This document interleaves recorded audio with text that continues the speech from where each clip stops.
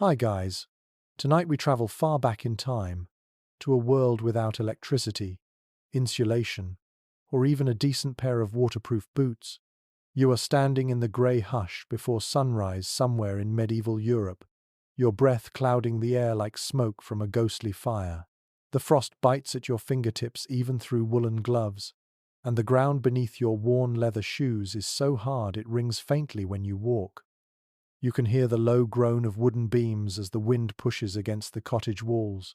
This is winter as your ancestors knew it, and you, my friend, probably would not survive this. So, before you get comfortable, take a moment to like the video and subscribe, but only if you genuinely enjoy what I do here. Let me know in the comments where you are listening from and what time it is right now. Now, dim the lights, and let us step into that frozen dawn together. You trudge out of your straw bed, stiff and sore. The thin blanket you shared with your family has barely kept the cold from sinking into your bones. The faint glow of embers in the hearth is the only source of light. Trembling red beneath a crust of ash, you kneel, shivering, to blow on them, coaxing life from near death. The first spark of warmth feels like hope itself. The room smells of smoke and damp earth. It's a one-room dwelling, walls made from wattle and daub, patched with clay that cracks when it freezes. The air carries a sour mix of human breath, sheep's wool, and last night's porridge. Outside, snow presses heavy on the thatch. You can almost hear it sigh. In the stillness, a rooster crows somewhere in the distance, though it's too cold even for him to strut proudly. His call echoes over a landscape of white and grey, where the nearest tree has shed all signs of life. You pull on your rough spun tunic, scratchy against your skin, and fasten a belt of frayed leather. Around your legs, woolen wraps cling like icy armor. This morning, like every morning in the dead of winter, you must check on the animals before breakfast. It is not optional. They are your livelihood, and their breath alone may keep the barn from turning to stone. You step outside, and instantly, the cold strikes you like a slap. Your nose runs, and your eyelids sting. The snow crunches beneath your feet, so loud in the silence that you almost wince. Historians believe that during the harsh winters of the early 14th century, sometimes called the onset of the Little Ice Age, temperatures in parts of Europe fell dramatically.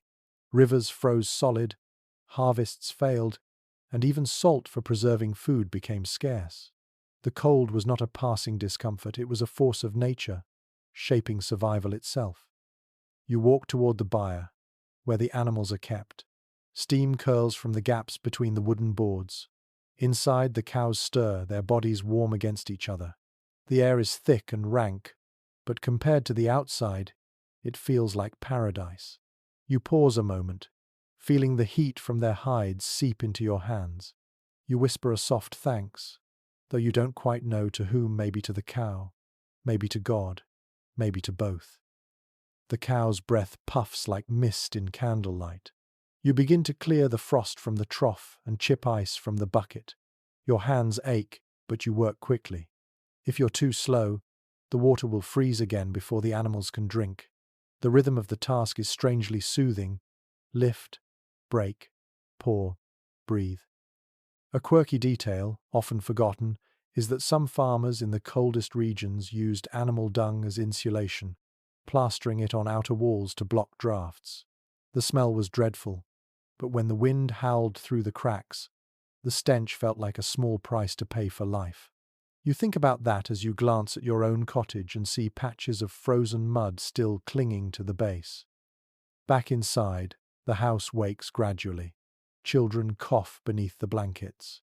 Your spouse stirs the ashes again, blowing gently until the fire catches. You help by placing small twigs, then thicker sticks, feeding the growing flame. The first crackle echoes like laughter in the silence. Fire means warmth. Fire means coffee, though of course there is no coffee yet, only a thin broth or ale, maybe some stale bread softened with hot water. The smell of burning wood fills the air. It's smoky, but comforting. You huddle near it, palms extended, eyes half closed. This is the moment you live for every morning. the thawing of your fingers, the slow bloom of warmth across your chest. Your mind wanders to the fields beyond the village, buried under snow, waiting for spring. You know that when the thaw comes, there will be mud, sweat, and blisters, but right now, the frozen quiet feels almost holy. Historians still argue whether medieval winters were truly colder than today's, or whether people were simply less protected from them. Some say the records exaggerate, written by monks unused to laboring outdoors. Others point to ice cores and tree rings that tell of centuries when frost lingered deep into April. Whatever the truth, you can feel it now, biting at your toes through the packed earth floor.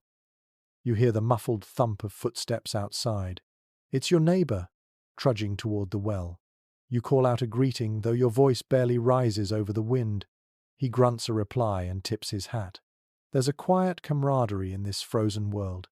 Everyone knows what everyone else endures. As the light strengthens, a pale sun pushes through the clouds. Its rays touch the snow, turning it to silver, but give off no warmth. You step outside again, squinting. Somewhere beyond the woods, a church bell tolls a low, resonant sound carried over the fields. It's time for morning prayers. You cross yourself out of habit, not piety, then turn back inside. For a moment you stand in the doorway and look at your small world. The hearth's glow, the steaming bucket, your family huddled close. This is survival, not heroic, not dramatic, just stubborn, everyday endurance.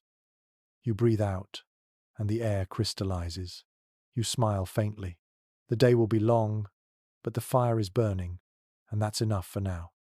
The first breath of the hearth fills the air, thin ribbons of smoke curling like sleepy ghosts against the thatch roof.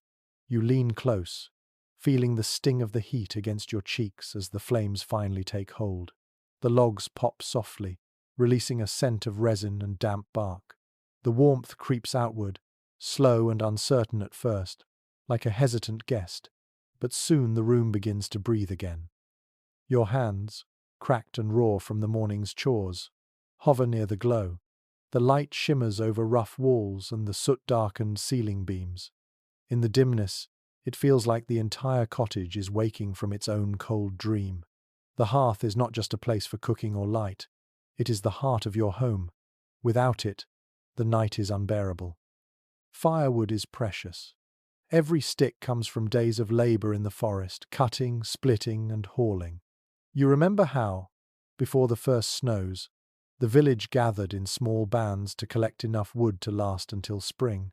Some carried it by sled, others by cart if they were lucky enough to own one. The work was heavy, but the fear of running out was heavier.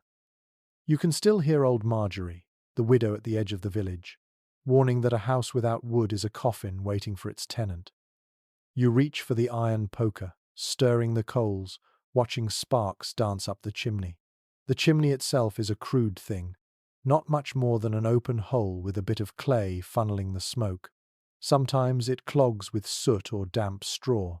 Sometimes it spits sparks back at you, and you spend the next few minutes stamping out small fires on the floor. Still, it works well enough to keep the room from choking on smoke. Historians tell us that many medieval homes had no chimney at all. Smoke would simply rise through a hole in the roof or drift into the rafters until it seeped out through the cracks.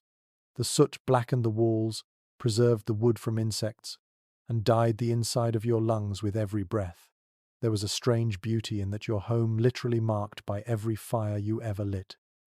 You sit close to the flame, eyes watering, letting the heat soak through your clothes. Around you, life stirs. Your spouse kneels beside you, feeding small sticks into the blaze with a rhythm that feels almost musical. A child sneezes from the corner, nose pink and dripping. A cat stretches by the hearth, purring in a tone that vibrates like contentment itself. The smell of porridge begins to blend with the smoke. A clay pot sits near the coals, filled with oats and water from last night's well trip. You stir it slowly, feeling the sticky resistance. It's not a feast, but it will fill you, and that's all that matters in winter. You sprinkle a pinch of salt, a treasure in itself, and the taste sharpens, earthy and alive. A curious fact from old household accounts mentions that peasants sometimes mixed ashes into their porridge when salt ran out. It sounds dreadful, but the alkaline from wood ash could actually help replace minerals lost through poor diets. You imagine it crunching faintly between your teeth, and you're grateful your supply hasn't yet run dry. Outside, the wind sighs against the shutter. You can hear it pushing, whining through the gaps, desperate to sneak in. You stuff more straw along the edges of the window frame to block the draft. The straw rustles like dry whispers. Every small act feels like defiance. You will not let the cold claim this space. There's a strange rhythm to your days now. Wake before dawn, tend to the fire, feed the animals, eat what little you have, and keep moving. If you sit still too long, the chill creeps in like a thief. Yet, there's comfort in the repetition. The fire is constant, dependable in a world that rarely is. You glance at the iron tools near the wall, the tongs, the poker, the little hook used to hang pots at different heights above the flame. Each has its place. Each has been held by your parents, and maybe theirs too. The metal is pitted, but strong. You polish it now and then with fat from the cooking pot, watching the dull shine emerge. Historians still argue whether medieval hearths were truly central in every peasant's life, or if they've become romantic symbols for modern imagination. Some records suggest that people often spent time in communal bakeries or lordly kitchens instead, where warmth was abundant and gossip plentiful. Yet the truth may be somewhere in between your home fire as private solace, the public hearth as shared life. The flame shifts again, brighter now. It throws long shadows across the floorboards, and for a moment you imagine stories in them. The dancing shapes remind you of the old tales told on long winter nights of spirits that hid in the firelight, of ancestors watching from the smoke. You remember the village priest warning that such thoughts invite demons, but deep down you think he's wrong. There's something good in the way the fire speaks. It has always been your companion, never your enemy. You reach for a cup of ale left from last night. It's gone flat and a little sour, but it warms your stomach. You hold it near the fire until it steams slightly, then sip. The warmth spreads slowly, like courage you didn't know you had. Your youngest child stirs awake and crawls to your lap, nestling close. You feel the soft weight against your chest. The heartbeat small but steady. You pull the blanket tighter around both of you. The fire hums. The wind groans outside. Life goes on. A log collapses inward with a shower of sparks. You lean forward to adjust it, feeling the dry heat sting your eyes again. Through the haze, you can see a faint shimmer where the air ripples above the coals. For just a moment, you think of summer, the smell of cut grass, the feel of sun on your face, but the vision fades, replaced by the present warmth that you've fought so hard to create. You whisper to yourself, half a prayer, half a promise. Keep the fire alive. That is all that matters now. The world outside can freeze, but in here, as long as this glow remains, you are still alive. Morning ripens slowly into a pale and icy light. The fire is holding steady, its warmth reaching only a few steps from the hearth before the air turns cruel again. You pull on another layer, the thickest wool you own, and feel the coarse fibers rasp against your neck. The smell of sheep still clings to it, an earthy perfume of lanolin and survival. Every garment you wear carries a story. The tunic was woven last spring on a simple loom, its threads uneven but sturdy. The underlayer is a rough linen shirt, patched so many times that the stitches form their own map of hardship. Around your shoulders rests a cloak lined with bits of fur rabbit, maybe fox stitched together by hands that knew necessity better than luxury. It is heavy, but that weight feels like safety. Clothing in these months is not about beauty. It is about staying alive. You recall how your mother used to say that a farmer's best armor is not a sword, but good wool. She was right. When the wind cuts through the valley, your clothes are the only thing standing between you and the frozen fields. Records from manorial inventories tell us that wool was the lifeblood of the medieval economy. It clothed peasants, lined merchant purses, and filled the treasuries of kings. For ordinary folk like you, it was both comfort and currency. A well-spun cloak could be traded for food, rent, or even safety during hard times. Wool was wealth you could wear. As you tighten the belt around your waist, you glance at your spouse spinning fibers near the fire. The spindle twirls with hypnotic rhythm, and the thin strand of yarn seems impossibly fragile. You know how much patience it takes to spin enough for a single tunic. The wool must be washed, carded, teased, and twisted, each step taking hours. The process is endless, yet strangely soothing. There is a curious custom from certain northern villages where newlywed couples were gifted a skein of unspun wool instead of money. It symbolized shared labor. If they could spin and weave it together before winter's end, they would never go cold. You smile faintly, wondering if love really can be measured in thread. Your boots are another story. The leather is cracked from frost, patched with scraps of hide. Inside, you stuff straw for insulation, changing it every few days before it molds. Some villagers grease their shoes with animal fat to repel water, though it leaves a smell that clings for days. You decide not to complain. The smell means warmth, and warmth is life. According to old guild records, furriers ranked among the most respected tradesmen of the Middle Ages. They worked with everything from squirrel and beaver to marten and bear, creating garments so prized that laws were passed to control who could wear what. The rich wrapped themselves in ermine and sable, the poor in whatever they could trap or trade. Yet even the humblest fur-trimmed cloak could mean the difference between comfort and frostbite. You pull your hood low as a gust slips through the cracks in the wall. The wind moans like a voice searching for entry.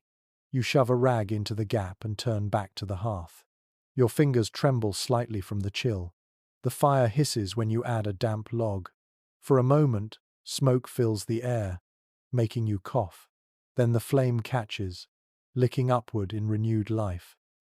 Outside, the sound of distant laughter reaches you. Two boys from the village are sliding across a frozen pond, their shouts sharp in the still air. You remember being that age, when cold meant adventure, not danger. The ice gleamed then too, smooth as glass, and the thrill of gliding over it made you forget your numb toes. You smile, then frown. You also remember the year Thomas fell through the ice. They pulled him out too late. You still avoid that pond in early winter. Academic opinion is divided on how well medieval villagers prepared for such hazards.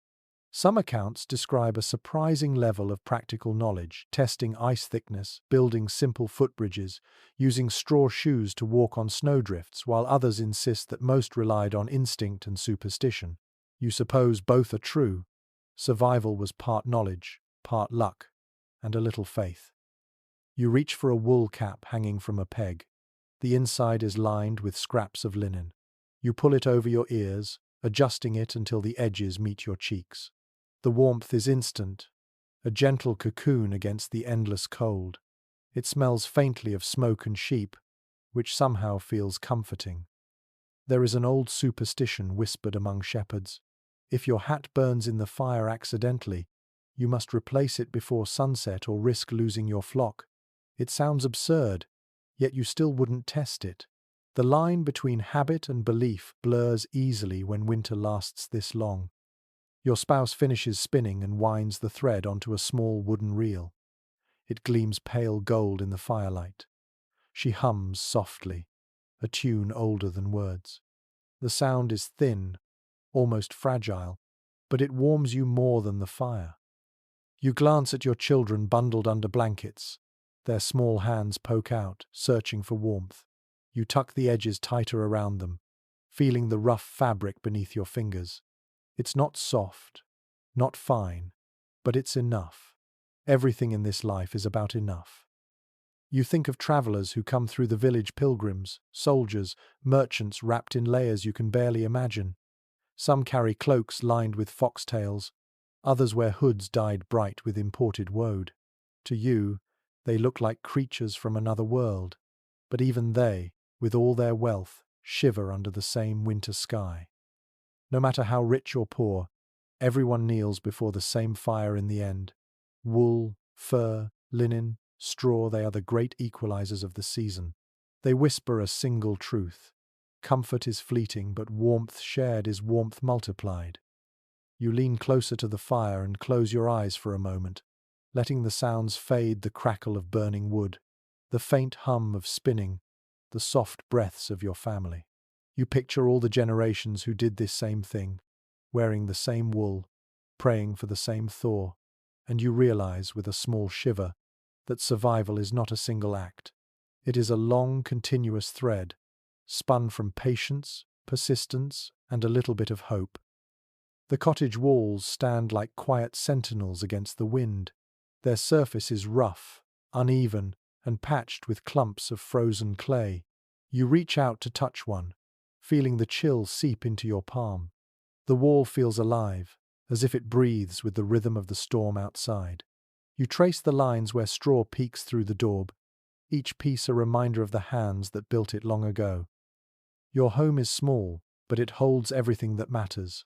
The thatched roof above you creaks under the weight of snow. From time to time, flakes drift through tiny gaps, settling on the floor like white dust. You sweep them aside with a bundle of twigs tied together. The scent of damp straw fills your nose, earthy and familiar. Records from medieval manorial rolls mention that most peasants lived in houses built from the land itself. Wattle walls woven from sticks, coated with mud and straw, set upon a base of stone. The floors were compacted earth, sometimes covered in rushes or reeds. The design was simple but clever. Thick walls kept the heat in, while the roof's steep pitch let rain and snow slide away. You look up at the beams above your head, blackened with soot and smoke. They have seen decades of winters, maybe centuries. The wood smells faintly of tar and old fires. A bundle of dried herbs hangs from one beam, their scent faint but comforting. Your grandmother swore that rosemary kept away illness, though no one knows why. You keep it there anyway, just in case. A curious note found in a medieval household guide suggests that peasants sometimes smeared pig fat along the inside of their walls to make them more water-resistant. You wonder if that could really work. The idea seems half absurd, half brilliant. You picture yourself standing on a stool, spreading lard with a wooden spoon while the children laugh. Perhaps warmth makes fools of everyone. The roof above groans again. You know it must be checked soon. If the snow builds too heavy, the beams might give way. You pull on your cloak and step outside, greeted immediately by a sting of cold air, so sharp it feels like knives against your skin. The light is dazzling. The sun glints off the snow, turning the world to silver. You blink and squint as you move around the cottage. From here, you can see the structure clearly. The thick stone base, the thatch bound tight with rope, the uneven chimney puffing a thin column of smoke. Despite its crooked lines and worn timbers, it stands proud against the endless white. It looks small but brave, like a creature huddled for warmth. Archaeological excavations of rural English villages show that homes like yours often had double layers of thatch for insulation. The outer layer could be stripped and replaced every few years, while the inner layer remained untouched for decades. Inside, the thatch trapped warm air and muffled sound. Even so, in deep winter, frost sometimes formed on the underside of the roof. You can imagine waking to find delicate ice crystals above your head, glittering in the faint dawn light. You shovel snow from around the base of the walls, your breath puffing in the air. The sound of the shovel scraping against frozen earth breaks the silence. A magpie calls somewhere in the distance. The village beyond your field is quiet. Even the dogs are sleeping. You pause for a moment and let the stillness wrap around you. When you step back inside, the change feels immediate. The air is heavy with warmth and smoke again.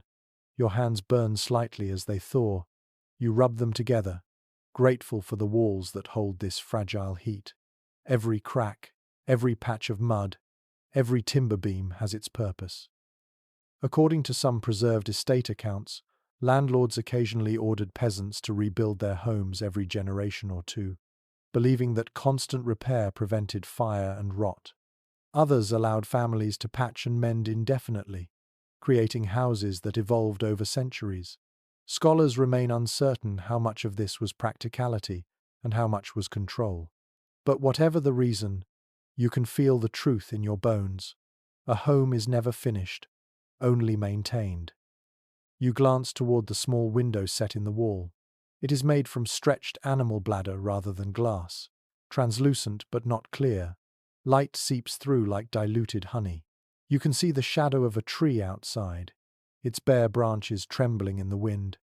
The window hums faintly as the gusts push against it.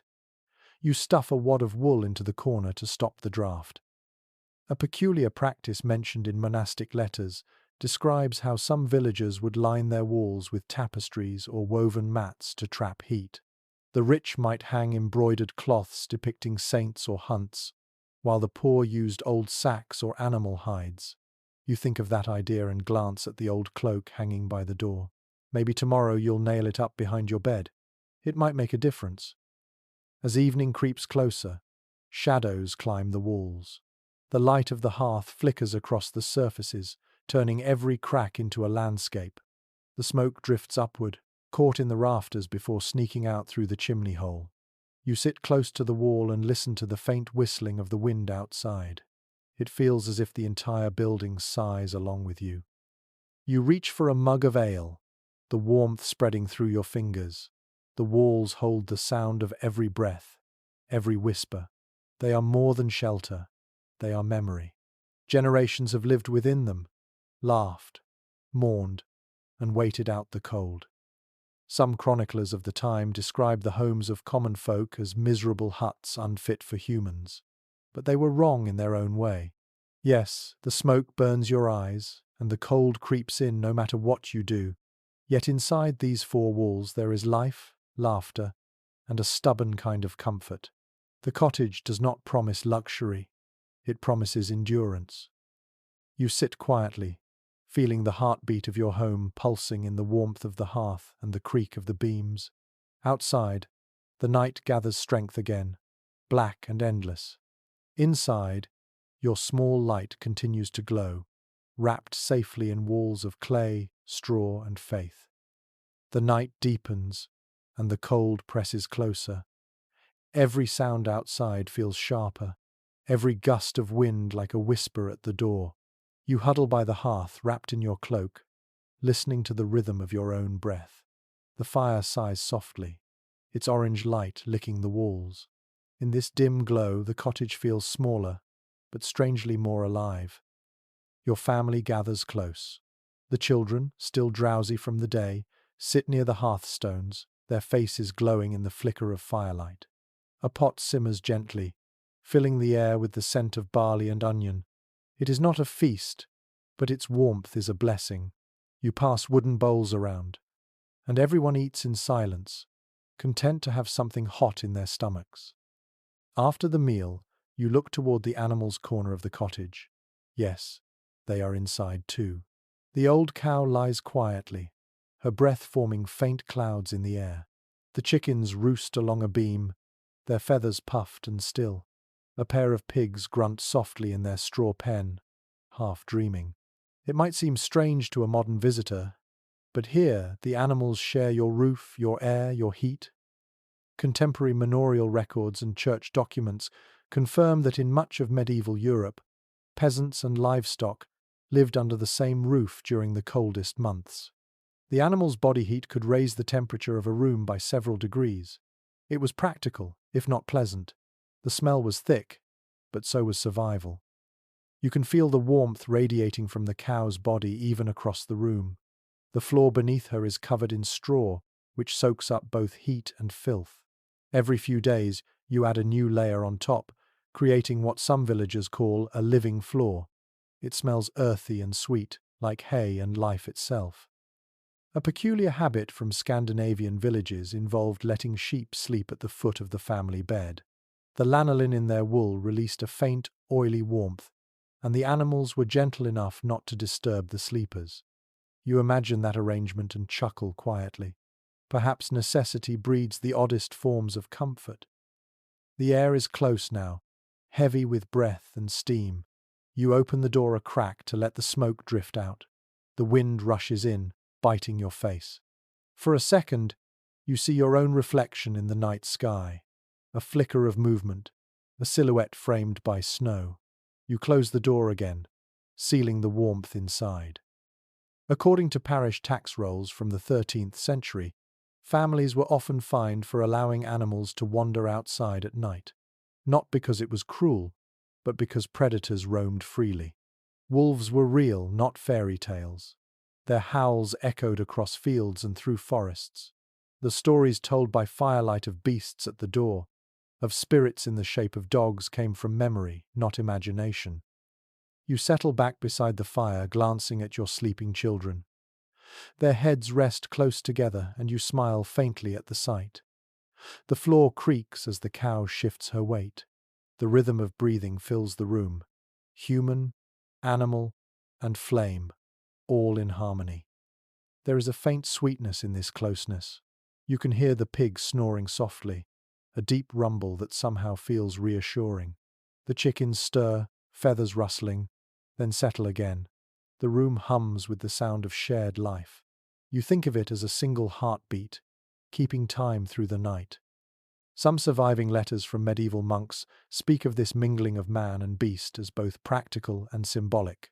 The monastery walls were cold stone, yet even the brothers kept cats for warmth and companionship. The same logic holds here. Heat is precious, and no source of it is refused. No consensus exists among modern historians about how widespread this custom truly was. Some argue that only the poorest peasants shared quarters with livestock, while others claim it was nearly universal during harsh winters. You do not need a debate to tell you the truth. You can feel it in the air, in the quiet exhale of your cow as she dreams beside you. Your spouse adds more straw to the animal's pen, humming softly. The melody is simple, repeating, like a lullaby older than memory. It blends with the crackle of the fire and the faint rustle of feathers. The rhythm becomes hypnotic, and your eyelids grow heavy. You think briefly of the upper classes in their manners, sleeping on feather mattresses behind heavy curtains. You wonder if they ever feel the same kind of warmth, the shared pulse of life that fills a peasant's home. Perhaps their beds are softer, but their nights are lonelier. You reach for your blanket and spread it over your legs. The wool is coarse but warm. You can feel the heat rising slowly from the animal's corner, filling the room like invisible breath. It mingles with the smoke and the faint sweetness of hay. The cottage becomes its own small world, sealed against the frozen dark. An odd local saying comes to mind. The cow is the second fire.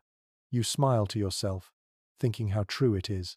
The beast gives milk, warmth, and companionship. She is part of the family, a quiet guardian against the cold. You whisper a small thanks before closing your eyes again. The fire crackles softly, echoing in the stillness. The walls hum with life. Outside, the snow continues to fall, covering the earth in silence. Inside, you drift towards sleep, surrounded by the rhythm of breath and the gentle sound of animals dreaming beside you. In this small space, packed with warmth and noise, you find the strange comfort that only winter can bring. Survival is not about solitude. It is about company, the kind that breathes, snores, and rustles softly in the night. Dawn slides across the roof like a pale hand.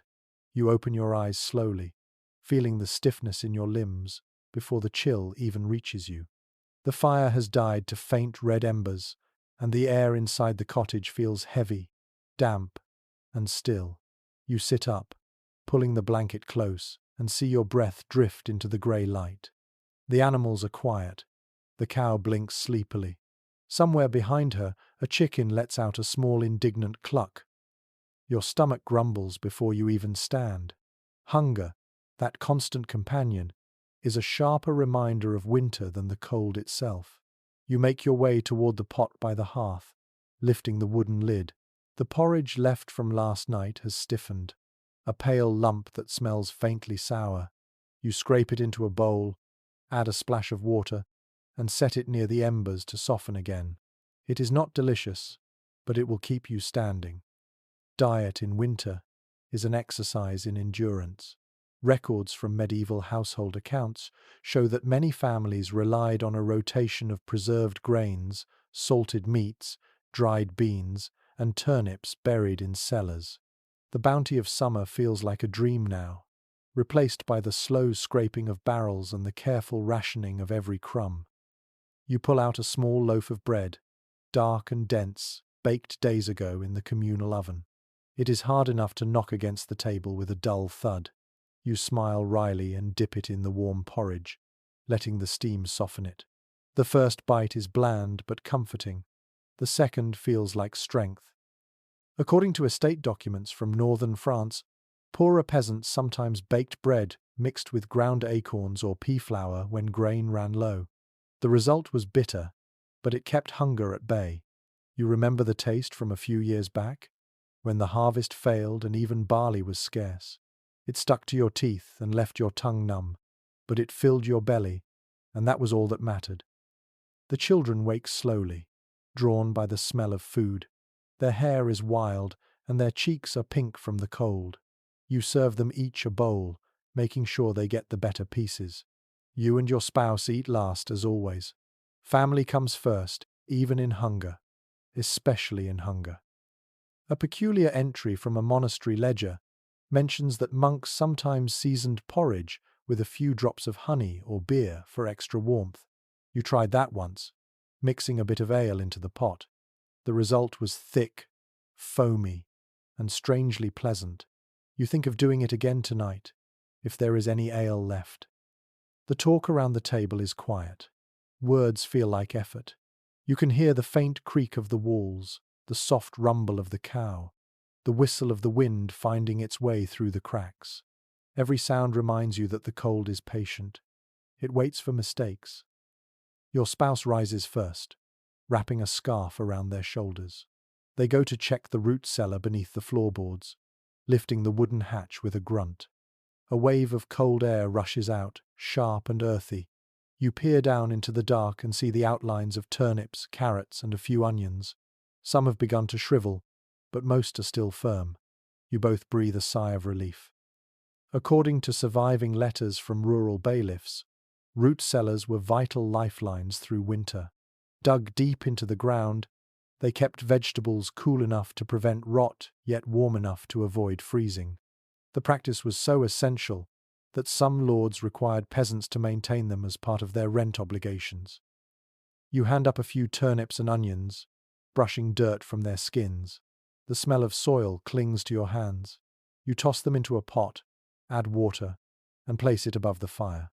The crackle of flame begins again, faint but promising. Soon the scent of stew fills the room, rich and humble. Academic discussions continue about how medieval people balanced their diets during long winters. Some suggest that malnutrition was common and constant, while others argue that stored foods and careful planning allowed many villages to endure surprisingly well. You suspect the truth lies somewhere between those ideas. You have known winters of plenty and winters of near-empty cupboards. Luck and weather decide which one you get. While the stew simmers, you slice a small strip of salted pork and drop it in. It hisses as it meets the water.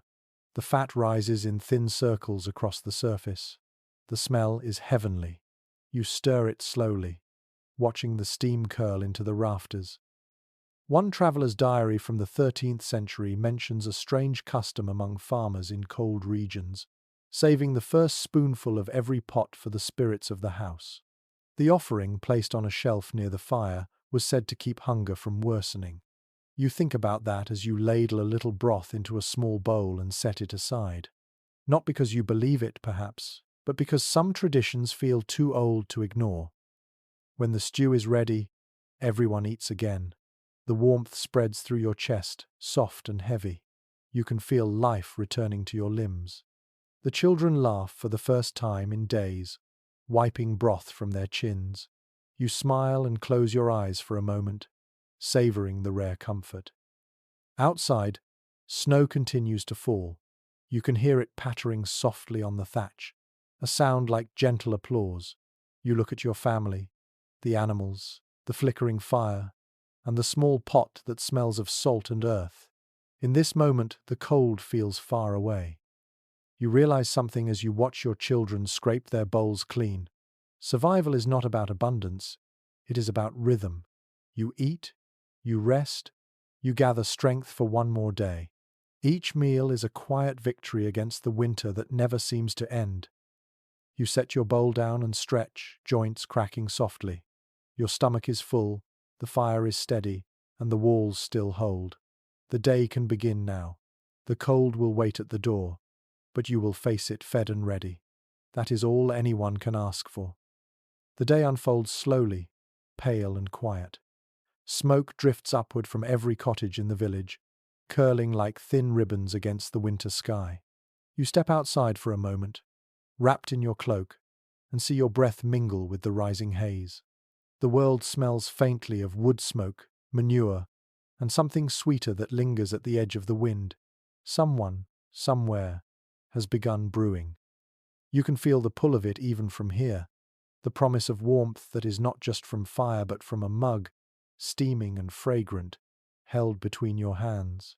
Back inside, you sit by the hearth again, listening to the rhythmic pop of the flames. Beside you rests a small wooden cask, half filled with ale.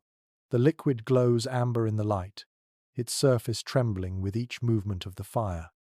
According to surviving tavern accounts and household inventories, ale was not a luxury in medieval life, but a daily necessity.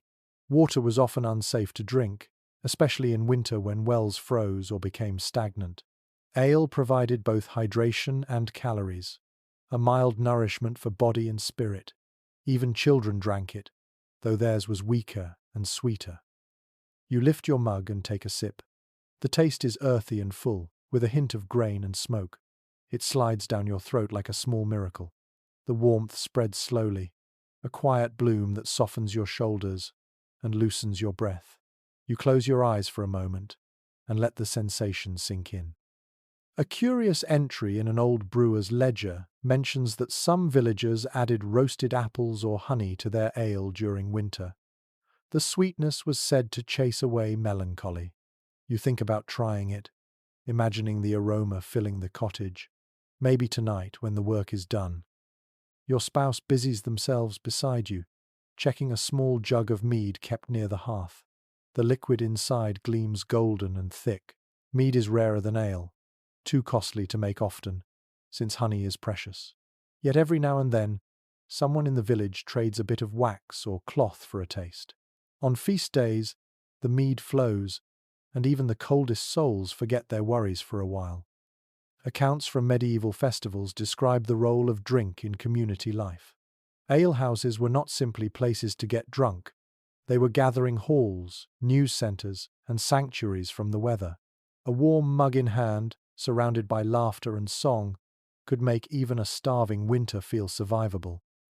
You remember last year's Feast of Candlemas. The Lord allowed free ale for the day, and the entire village crowded into the manor's courtyard. People danced in boots caked with snow. The music was rough but lively, and for a few hours, everyone forgot how bitter the wind felt. You think of that now and smile faintly, the memory glowing like a coal. Some historians continue to discuss how heavy drinking truly was among peasants. Certain records warn of moral decay, of farmers too fond of the brewer's barrel.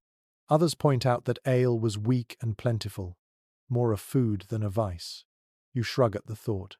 A little warmth in a mug harms no one when frost grips the world. The fire crackles, sending sparks upward. You add another log and watch the light deepen. The children are playing quietly in the corner, their laughter echoing softly. You pour them each a cup of warm water mixed with a little ale, just enough to warm their bellies. They grin at the indulgence. A story once told by travelling monks describes a peasant who survived an entire winter drinking nothing but weak ale and eating dried peas. It sounds exaggerated, yet you believe there might be truth in it. Ale holds more strength than it seems. You remember feeling revived after a few sips during last year's hardest frost, when your hands were too stiff to move. The air inside the cottage has changed. The scent of molten yeast has replaced the smoke for a moment. It feels alive, soft, and rich. You stir the small pot near the fire where you have been warming a mix of herbs in ale, an old remedy against coughs. The smell of rosemary and sage fills the air. Scholars often note how intertwined medicine and drink were in the Middle Ages.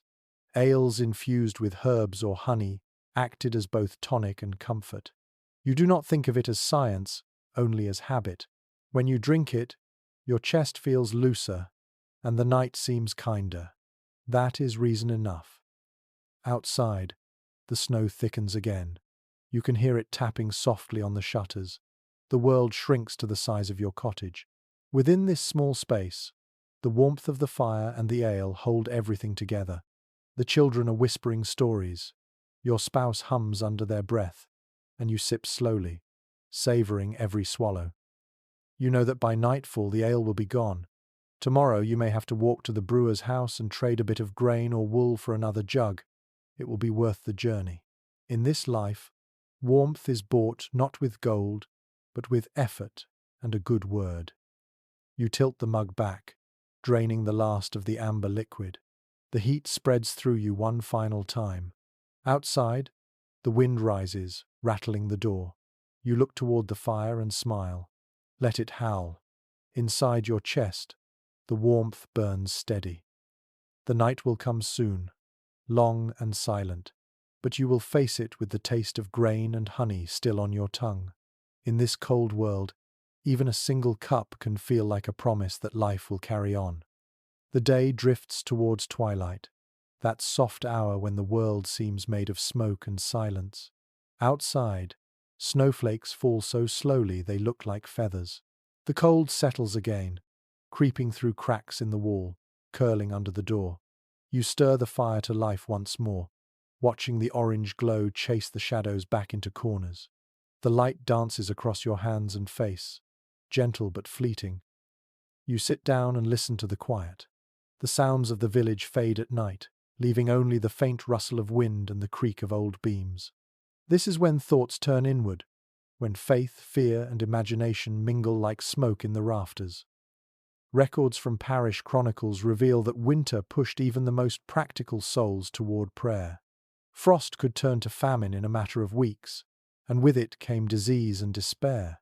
Churches filled with villagers seeking comfort, their breath steaming in the cold air as they knelt on icy floors.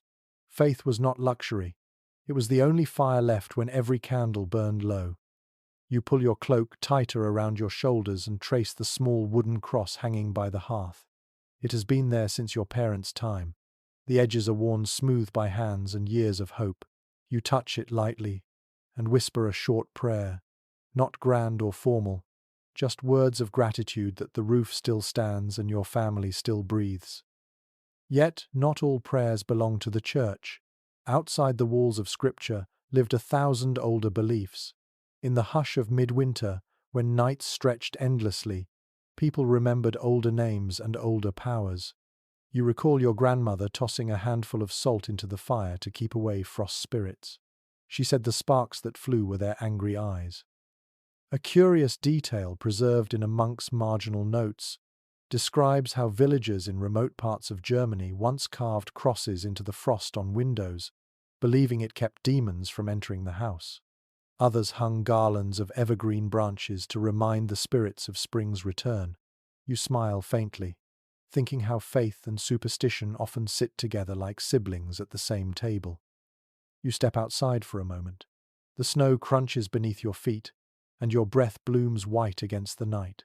The church bell tolls once, a low sound carried by the wind. Its echo rolls across the fields, reminding every living soul that they are part of something larger. You cross yourself and look up at the stars, cold and endless above you. Somewhere behind them, you imagine warmth and mercy waiting.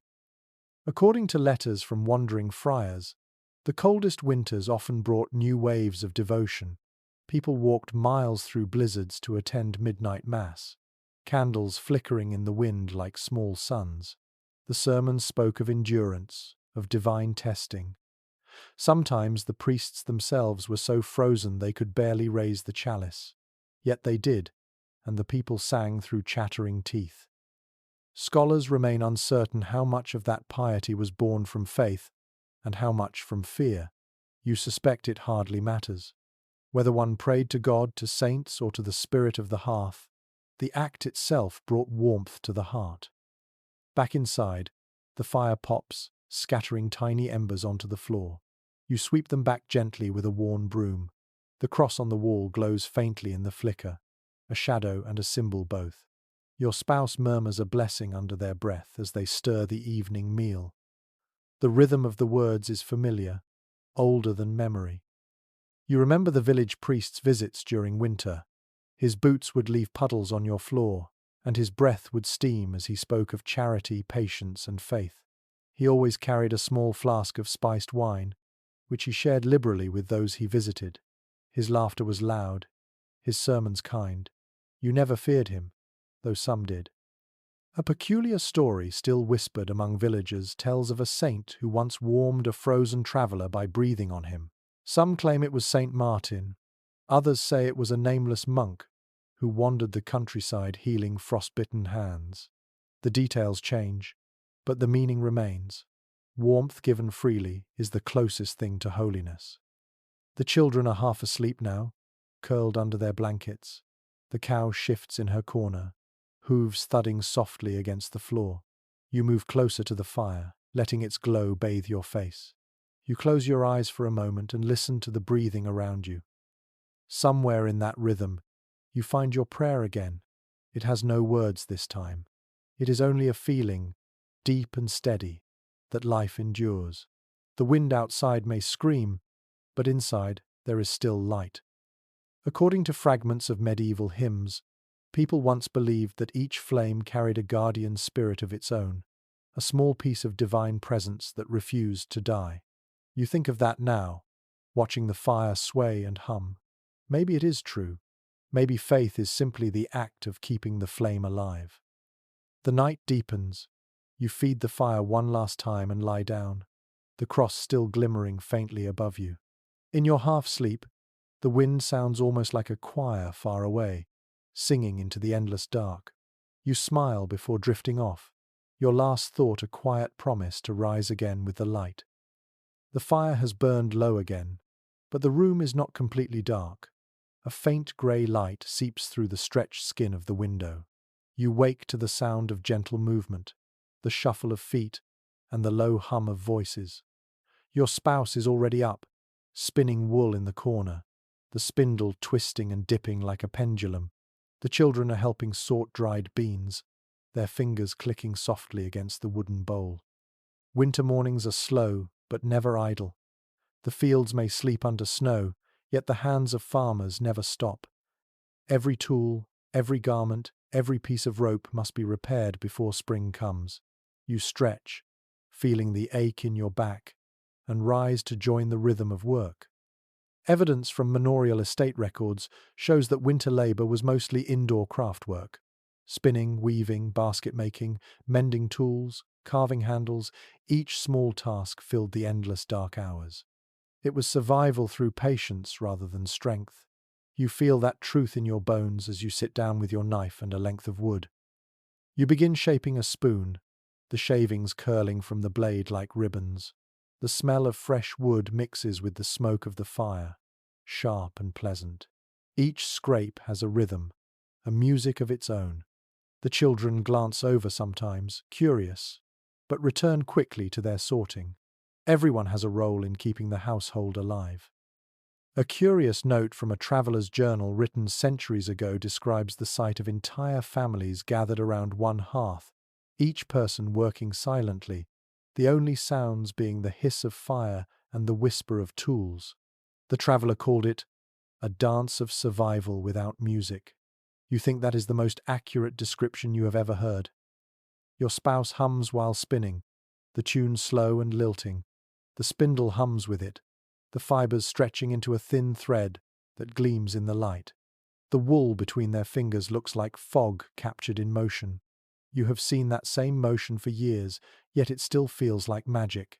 From fleece to thread, from thread to warmth, every movement creates something that pushes back against the cold. According to guild records from Flanders and England, Even rural homes produce small amounts of cloth for trade. Villagers sold coarse wool to merchants or bartered it for salt and oil. In that way, the labor of the hearth connected the poorest farmer to faraway markets. You imagine your thread or your spoon someday traveling beyond this valley, touched by hands you will never meet. You pause for a moment to warm your fingers near the fire. The light dances over the half-shaped spoon. You feel a small pride in its curve, smooth and true. It will serve someone for years, maybe longer. Such small creations are the legacy of ordinary life. Beside you, your eldest child sits cross-legged, mending a torn tunic. Their stitches are clumsy, but you say nothing. Learning is a slow process, like winter itself. You remember your own early attempts? Your father shaking his head and then silently redoing every seam. Now you smile at the memory and let your child keep working. Mistakes are their own kind of warmth. An unusual practice recorded by local priests involved marking tools with tiny crosses before winter began. It was thought to bring luck and prevent injury during long indoor labor. You glance at the knife in your hand, its wooden handle worn smooth, and wonder if your father carved the faint mark near the base. You like to think he did. Hours pass quietly. The room fills with the smell of wood, wool, and faint sweat. Outside, the light shifts from grey to white, then begins to fade again. The sun barely lifts itself above the horizon this time of year. It feels as if the world itself is holding its breath. Scholars who study rural rhythms often debate whether medieval peasants ever rested. Some argue that winter brought rare moments of leisure, while others claim that survival left no room for idleness. You know from experience that both can be true. There are hours like these, slow but busy, where your hands move on their own while your mind drifts somewhere softer. It is work, but it is also peace. When the spoon is finished, you run your fingers along its edge. The surface is smooth and warm from handling. You hand it to your youngest, who holds it like a treasure. They test it in an empty bowl, pretending to eat, their giggles filling the room. For a brief moment, laughter replaces the wind outside. You glance toward the corner where a small pile of mended clothes sits neatly folded. Each stitch, each repair, is a silent victory. The house may be poor, but it is rich in persistence. Every fiber tells a story of endurance, and you can feel that story stretching behind you, through generations, unbroken. The fire hisses softly as a log collapses. You stir it with the poker, watching sparks leap upward and vanish. The rhythm returns the scrape of knife, the hum of spindle, the breath of children. Time itself feels different here, stretched thin like thread, steady as heartbeat. As darkness creeps in again, you set your work aside. The room glows with soft orange light. You feel tired but content, your muscles warm and your mind calm. The day's labor has filled the silence with meaning. Outside, the cold waits patiently, but inside, the hum of creation continues. You glance once more at your family, their faces lit by firelight, and realize that this quiet industry is its own kind of prayer. To keep making, mending, and shaping, even when the world freezes around you, is to affirm that life still matters. The night will come again, as it always does, but your hands will not be empty, and your heart will not be idle. That is how you survive the longest winter nights, by filling them with the soft rhythm of work and the quiet grace of creation. Outside, the wind carries the sound of distant bells. It is evening, and the village begins to stir with a gentle rhythm that feels older than memory. You step out for a moment, wrapping your cloak tight, and look down the snowy lane. Thin columns of smoke rise from every chimney, curling upward into the pale twilight. Each column is a sign of life, a fragile thread connecting one hearth to another. The air tastes of wood, smoke, and snow. You hear the muffled thud of an axe somewhere, followed by laughter. Someone is splitting kindling for the night. The faint clang of a pot lid rings from a nearby cottage. The world may look asleep, but beneath the frost, the village breathes together. Documents from medieval parish accounts often describe villages as single living organisms, each household part of a greater body. The baker depended on the farmer on the miller on the blacksmith. In winter, this web of need became even tighter. One family's warmth might save another's life. You walk toward the center of the hamlet, your boots crunching in the packed snow. The light from other cottages flickers across the ground, creating soft patterns that tremble with each gust of wind. You see your neighbor, old Thomas, hauling a bundle of sticks toward his door. His breath clouds the air like smoke from a second chimney. You nod, and he raises a hand in greeting, too tired to speak. A curious record from an English court roll describes how neighbors were legally required to help each other maintain hearth fires during extreme cold. If one house's fire died, the nearest family was obliged to share a burning stick. It was both charity and duty. The phrase, "to lend fire," still lingers in some villages today. You think of that as you pass a cottage and glimpse a woman kneeling by her hearth, coaxing a faint flame back to life. Inside your own home, the air feels warm and thick again. Your spouse is kneeling by the fire, stirring a pot of soup. The children are nearby, trading quiet jokes as they mend a torn basket. The smell of onions fills the room, rich and heavy. You sit down and listen to the familiar music of small tasks, the scrape of a spoon, the rustle of straw, the occasional soft cough. In many medieval communities, winter evenings were a time for stories. Chroniclers mention how families gathered together to share tales of saints, lost travelers, or mysterious lights in the snow. The spoken word was as vital as bread, feeding imagination when the body could find little else. You clear your throat and begin a story your father used to tell, your voice low and calm. It is a tale about a traveler who followed a lantern through a snowstorm, only to find it was carried by an angel disguised as a beggar. The children listen wide-eyed, the firelight catching in their eyes. The cow in the corner snorts softly, as if adding her own comment. You cannot help but smile. A peculiar medieval superstition claimed that telling stories near the hearth pleased the household spirits, who would bless the home with warmth and health. Some villagers even set aside a stool for an unseen guest, a place for the spirit to sit and listen. You remember your grandmother doing that once, and you glance now at the empty chair by the wall. It feels right to imagine someone there, smiling in the firelight. The night deepens. Outside, the snow falls thicker, softening every sound.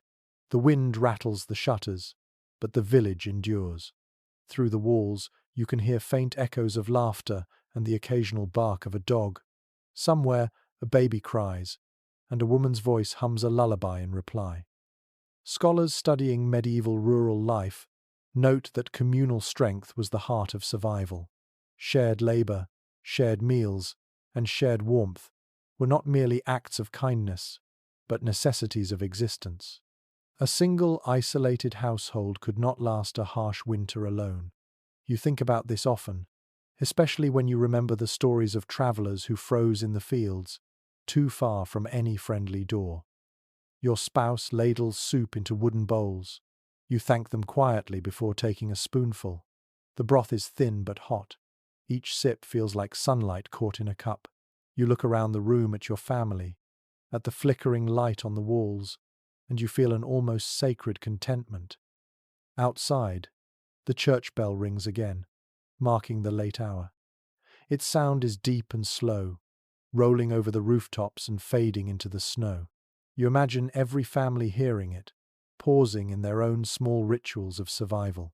For a moment, the whole village moves in unison, each person breathing the same cold air, listening to the same ancient tone. Some researchers suggest that such rhythms of shared sound and sight created a sense of unity stronger than any written law. You think of it now as you lean back, watching the fire's glow flicker across your family's faces.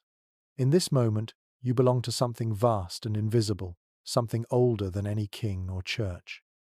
The wind eases a little. You stand and open the door to look outside once more. The snow has stopped falling, and the world glows under a faint moon. The village lies still, the roofs silvered, the chimneys whispering faint trails of smoke. You can almost feel the collective heartbeat beneath it all, slow and steady, like the breath of a sleeping creature.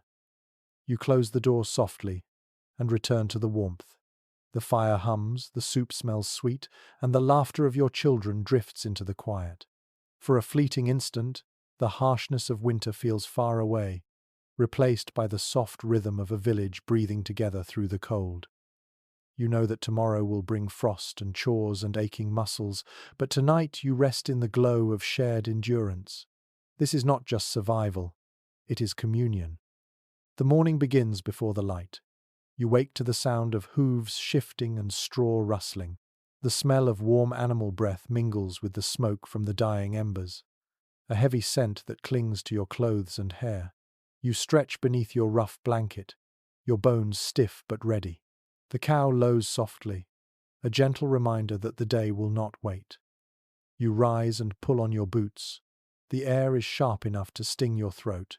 The first task of every morning is the same. Check the byre, the small stable that shelters the lifeblood of the household. You push aside the wooden door and step into the dim, steaming dark. Warm air wraps around you instantly, thick with the scent of manure, hay, and breath. It is unpleasant, yet deeply reassuring. According to surviving farm accounts from the 13th century, animals were the true engines of rural life. They provided milk, strength, warmth, and, in the end, food. A family without livestock was a family on the edge of despair. You run a hand down the cow's flank, feeling her hide radiate heat like a living furnace. Her breath fogs the air, rhythmic and slow. The straw beneath your feet is damp, but soft. You grab a pitchfork and begin to turn it, lifting the old bedding and mixing it with clean hay. Each movement fills the byre with a faint rustle and a sweet, earthy smell. The work warms you quickly. Your breath joins the cow's in the heavy air, and together you create your own little climate of survival. An old man once told you that cows dream standing up, their minds filled with green pastures even in the heart of winter. You smile at the thought as you hear her chew, the steady rhythm of her jaw like a lullaby from the world before frost. Historical evidence shows that medieval farmers knew their animals intimately. They named them, talked to them, and often wept when one died. To outsiders, it might seem sentimental, but to you it makes perfect sense. Each creature carries a piece of your own endurance. You move next to the pigs, snuffling under their straw. They grunt happily as you pour scraps from a bucket into their trough. The sound of them eating fills the byre, wet and noisy, but strangely joyful. Pigs are stubborn survivors. They grow fat even in hunger, finding food in places you would never think to look. A curious observation recorded by a traveling physician in the 14th century noted that peasants often slept better when animals were close by. He speculated that the warmth and the rhythm of breathing soothed the human mind. You believe it. On nights when the wind howls like wolves, that steady breathing beside you feels like a promise that life endures. The chickens stir next. You reach beneath one and find a single egg, warm against your palm. The small miracle of it makes you pause. You slip it gently into your pocket, careful not to break it. One egg can turn a meal of broth into something nearly luxurious. The goat bleats softly, tugging at her rope. You scratch her chin and pour a bit of grain into her dish. Her eyes, square and wise, watch you with something that almost feels like understanding. You laugh quietly, your breath mixing with hers in the cold air. Accounts from early agricultural manuscripts mention that some farmers believed animals could sense coming storms before humans did. When cows grew restless or dogs whined without reason, the villagers prepared for snow or bitter wind. You think of that now as the goat suddenly stamps her hoof, snorting toward the door. Perhaps she knows something you do not. You finish your work and carry the milk bucket back toward the cottage. The handle bites into your fingers, cold against your skin. The liquid sloshes gently inside, pale and warm. When you enter the main room, the fire greets you with its soft glow. The air feels instantly lighter. You pour the milk into a clay pot near the hearth to keep it from freezing. Your spouse thanks you with a nod, already stirring a pot of porridge. The children yawn, rubbing their eyes, while the cat winds around your legs, hoping for a drop of milk. You laugh and pour a little into a wooden bowl. She licks it greedily, her tail flicking in contentment. Some scholars note that the warmth of animals may have made medieval homes smell terrible, but it also made them alive in a way that modern houses rarely are. You think about that as you sit down near the hearth, still feeling the heat of the fire on your skin. The air smells of smoke, hay, and milk. It is not pleasant, but it is honest. A peculiar practice found in Scandinavian farm accounts describes families deliberately piling manure near the outer walls of their cottages. As it decomposed, it gave off heat, creating a crude but effective insulation. You wonder whether the same happens here without you realizing it. Perhaps even the smell has its purpose. You take the egg from your pocket and hand it to your spouse, who cracks it carefully into the bubbling pot. The yellow swirl brightens the broth like a small sundae. The children cheer softly, knowing what that means. Today's meal will be better than most. Outside, the light grows stronger, reflecting off the snow so brightly that it hurts your eyes. You glance through the window and see your neighbor leading his oxen toward the frozen stream. They need water, as all living things do, even in a world made of ice. Academic discussions of medieval husbandry often emphasize how deeply intertwined human and animal lives were. The survival of one ensured the survival of the other. You feel that truth every morning when you hear your cow's first breath, when the pigs grunt in greeting, when the chickens murmur softly before dawn. Their warmth becomes your warmth, their life a mirror of your own. You finish your meal in silence, listening to the faint noises from the byre, the shuffle of hooves, the quiet sigh of a resting beast. Those sounds are as reassuring as the fire's crackle. Outside may be cold, but inside, surrounded by creatures and family alike, the world feels almost gentle. You take a final sip of milk, sweet and warm, and close your eyes. The day ahead will be long, filled with chores and snow, but for now, you sit in the calm heartbeat of your small home, where man and animal share the same fragile miracle of warmth. The afternoon light fades faster each day, as if the sun itself grows tired of fighting the frost. You glance toward the window, where the snow outside glows faintly pink. The fire hums in its usual rhythm, steady but never enough to chase the chill entirely from the room. You reach for your gloves, their wool stiff with wear, and begin to prepare for another small battle against the cold. Life in winter is a constant invention.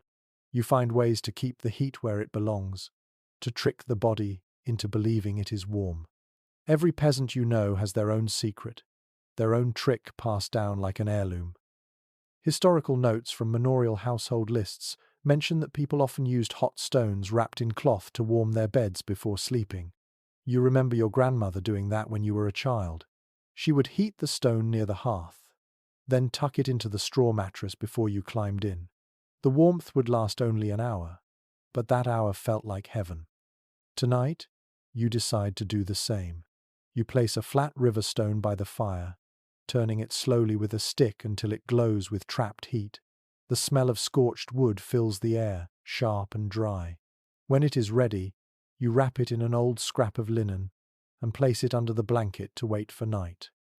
Nearby, your spouse sits sewing by candlelight, their needle flashing in and out of the fabric. The rhythm is calm, hypnotic. The children are kneeling by the hearth, toasting small pieces of bread on long sticks. Their laughter mingles with the crackle of the fire. For a moment, the world feels kind. According to surviving merchant records, small clay bed warmers filled with coals were a common luxury in wealthier homes. Peasants made do with simpler means. Some placed heated bricks or bottles filled with warm ale at their feet. A few even used live animals like cats or small dogs to share body heat through the night. You glance at the family cat now, curled into a tight ball by the fire, clearly fulfilling her role. A curious reference in an old traveler's letter tells of farmers in the Alps stuffing their boots with dried moss to keep their toes from freezing. Others lined their beds with layers of straw mixed with goose feathers, creating a primitive insulation. You have tried the straw trick yourself, and though it scratches, it does keep the cold from reaching your bones. You step outside for a moment, holding your cloak close. The cold strikes immediately, crisp and absolute. The snow crunches beneath your feet with a sound like breaking glass. Above, the sky is deep blue fading to black, a great silence stretching to the horizon. You can see faint trails of smoke rising from neighboring cottages. Each one glows faintly in the dusk, a mark of stubborn life against the white emptiness. When you return indoors, your fingers sting from the sudden warmth. You hold them close to the fire, watching the skin redden. Your spouse smiles faintly and hands you a mug of broth. You drink slowly, the steam curling into your face. It tastes of salt and onion, humble but soothing. Some fragments of medieval diaries describe evenings exactly like this. The small domestic rituals, the quiet companionship, the art of finding comfort in repetition. Scholars often debate whether these moments were truly peaceful or simply moments of exhaustion. You think it might be both. Peace, after all, often wears the disguise of fatigue. You check the stone in your bed again. It is still warm, humming faintly against the straw. You tuck the blanket tighter around it, already imagining the relief it will bring later. The fire has burned low, glowing more than flaming now. You stir the embers and add a small log, careful not to waste too much wood. Every piece is counted, every stick, a small coin in the currency of survival. Your spouse finishes their sewing and holds up a pair of mittens. They are rough, mismatched, and perfect. You thank them softly and slip them on. The wool is coarse, but it traps warmth quickly. The feeling of heat spreading through your fingers is almost tender. There is an old superstition whispered among weavers that the warmth of a handmade garment carries the soul of its maker. You have always liked that thought.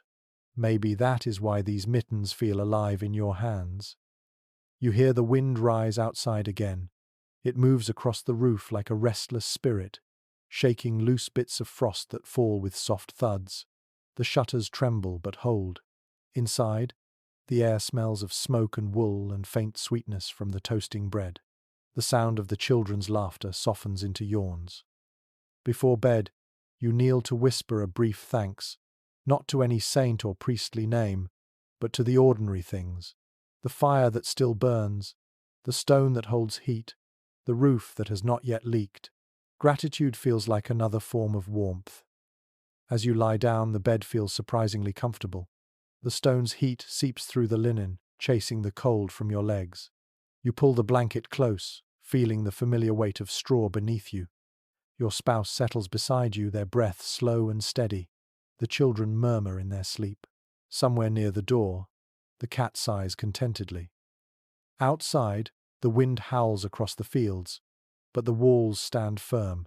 The world is ice, but inside, you are wrapped in small inventions, stones, mittens, straw, and the quiet stubbornness of love.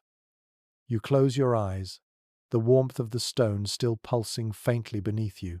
In this fragile comfort, you understand something simple and profound.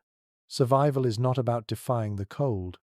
It is about learning to make peace with it, to meet it with patience, cleverness, and a spark of fire that never quite dies. The next morning begins in silence, the kind of silence that only deep winter knows. You wake to find frost clinging to the edges of your blanket, delicate as lace. Your breath hangs in the air, pale and ghostly. The fire has burned down to a dull orange glow. You sit up slowly, your body reluctant to leave what little warmth the bed still holds. The first task of the day is water. It is always water. You step outside with a wooden bucket, the cold biting your face like a slap. The well stands in the center of the village, a dark circle surrounded by white. The rope is stiff with frost, the handle frozen in place. You tap it with your glove, breaking the thin crust of ice, then begin to turn. The sound of the creaking wheel echoes faintly through the still air. Records from rural manors describe how villagers often had to break through thick ice just to reach drinkable water. Wells could freeze solid in the hardest winters, forcing families to melt snow for days at a time. You remember doing that once, years ago, when the frost reached so deep that even the earth seemed to shiver.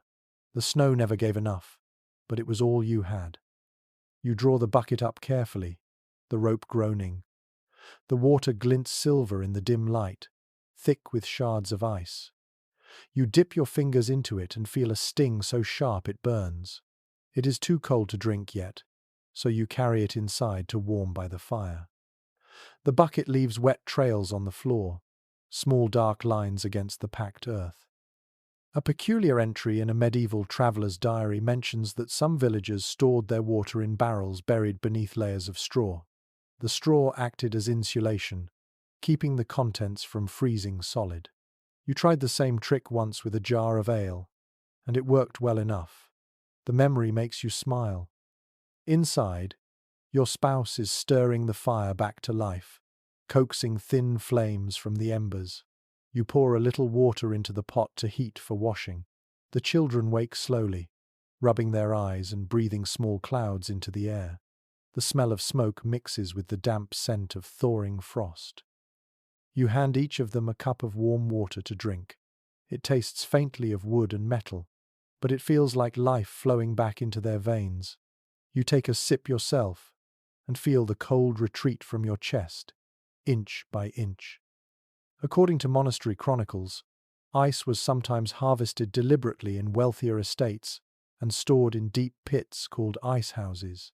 During summer, it was used to chill drinks or soothe fevers. The idea sounds absurd to you now. Surrounded by endless cold, you cannot imagine anyone willingly seeking ice.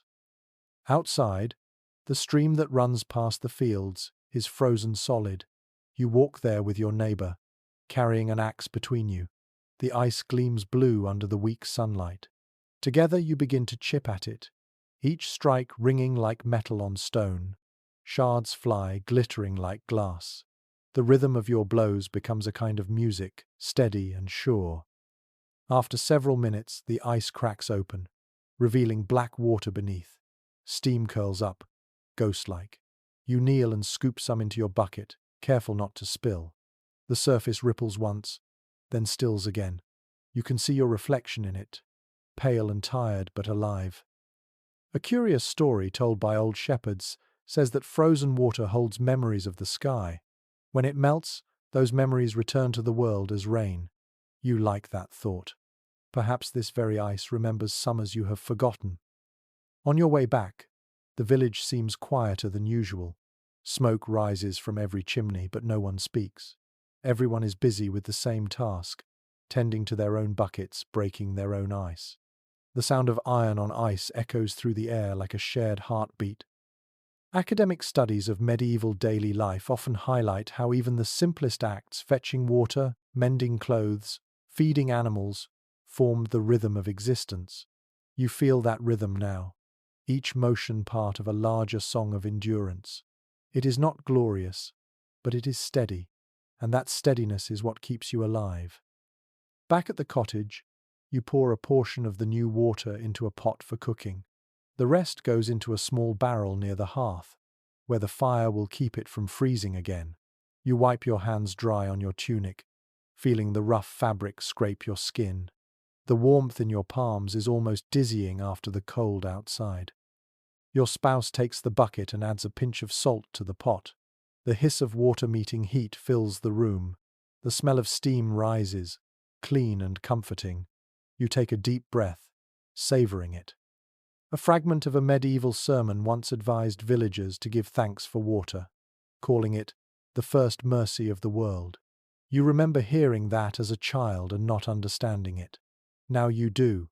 In the heart of winter, water is a gift that must be fought for every day. As the evening settles in again, you refill your mug with warm broth and sit by the fire. The bucket gleams faintly in the corner, droplets of melted frost sliding down its sides. You feel an odd affection for it, this simple vessel that carries so much of your labor and your life. Outside, the wind begins to rise, sweeping across the frozen fields. You can hear it moaning faintly through the cracks in the door. You take another sip, close your eyes, and listen to the water in the pot as it begins to bubble. Its soft murmur feels almost like speech, a reminder that even in a world made of ice, warmth still finds a way to speak. The cold tightens its grip. Each morning now, the frost creeps further across the floor before the fire wakes. Your fingers ache even before you touch anything. You move slower, more carefully, as if the very air resists you.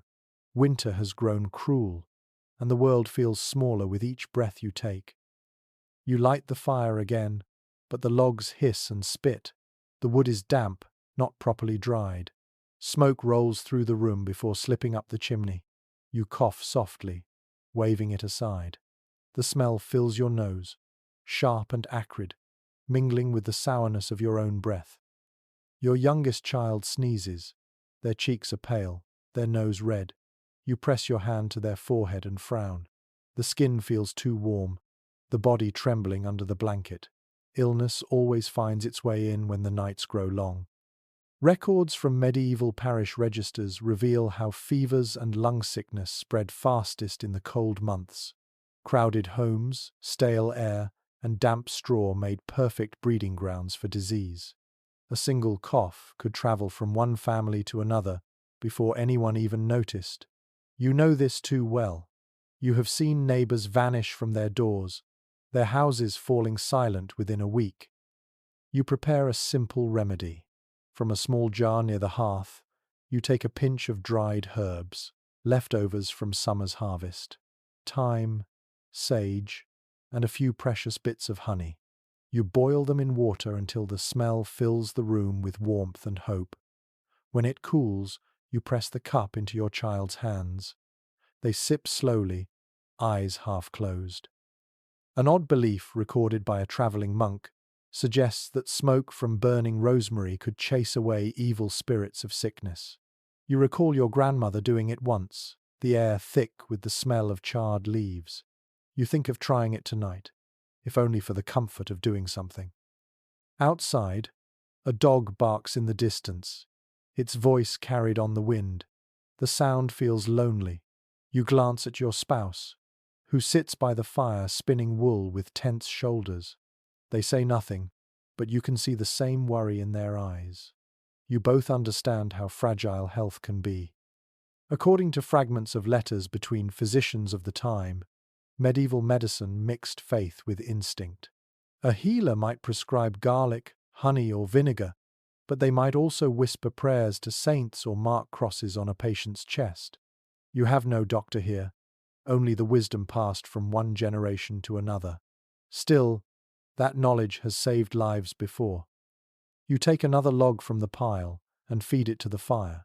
The flames catch slowly, their light flickering over the faces of your family. Your eldest coughs too, though they wave it off with a smile. You pretend to believe them. A curious entry in a 15th century herbarium mentions a folk cure for fever, a piece of bread dipped in ale and placed beneath the pillow.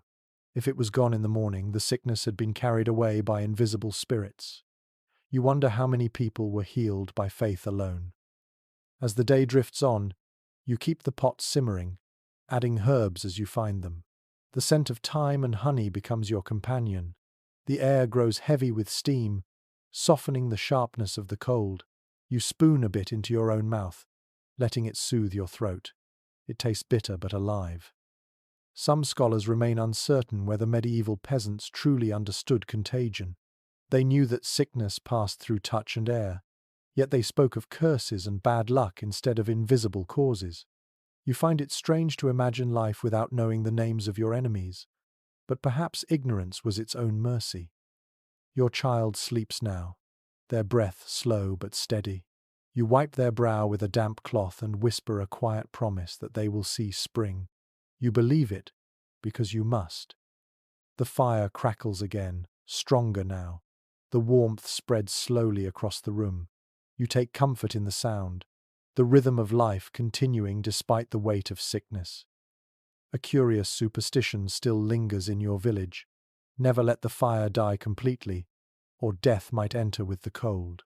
You keep that thought close, feeding the flames through the night even when your eyes ache with exhaustion. Outside, the wind grows louder, whistling against the roof. You pull your cloak tighter, feeling its rough wool scratch against your skin. Your spouse lays a hand on your shoulder. You look at each other for a moment. No words needed. This is how people endure, by sitting close, by tending the flame, by waiting. You take the herbs from the pot and hang them near the chimney to dry again. Every leaf matters. You do not know what tomorrow will bring, but tonight the fever has eased a little. That is enough. As the hours stretch on, the fire becomes the only heartbeat left in the room. You listen to it crack and sigh, thinking of all those who fought the same battle in winters long past. Illness, hunger, frost, they are as ancient as the snow itself. Yet here you are, still breathing, still watching the flame dance. You whisper a small prayer, not for miracles but for time. Another day, another sunrise, another chance for the body to heal. The night answers with silence, and somehow, that feels like a blessing. The fever has passed, leaving the house quiet and heavy with relief. Your child sleeps deeply now, their skin cool and pale but no longer flushed.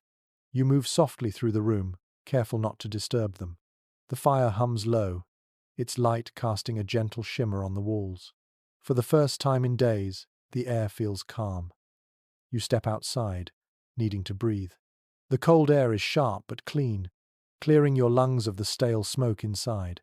Snow blankets the village in soft mounds, and the trees glitter beneath a thin crust of ice. In the distance, you see a group of children sliding down a hill on pieces of wood, their laughter echoing like bells through the frost. It is strange, you think, how easily joy survives in the hearts of the young. Even when food is scarce and the wind cuts like a knife, they find something to play with. Their voices rise above the silence of winter, bright and unbroken. Accounts written by medieval chroniclers mention that children in rural villages often made their own toys from whatever they could find: twigs, bones, scraps of cloth, or carved bits of wood.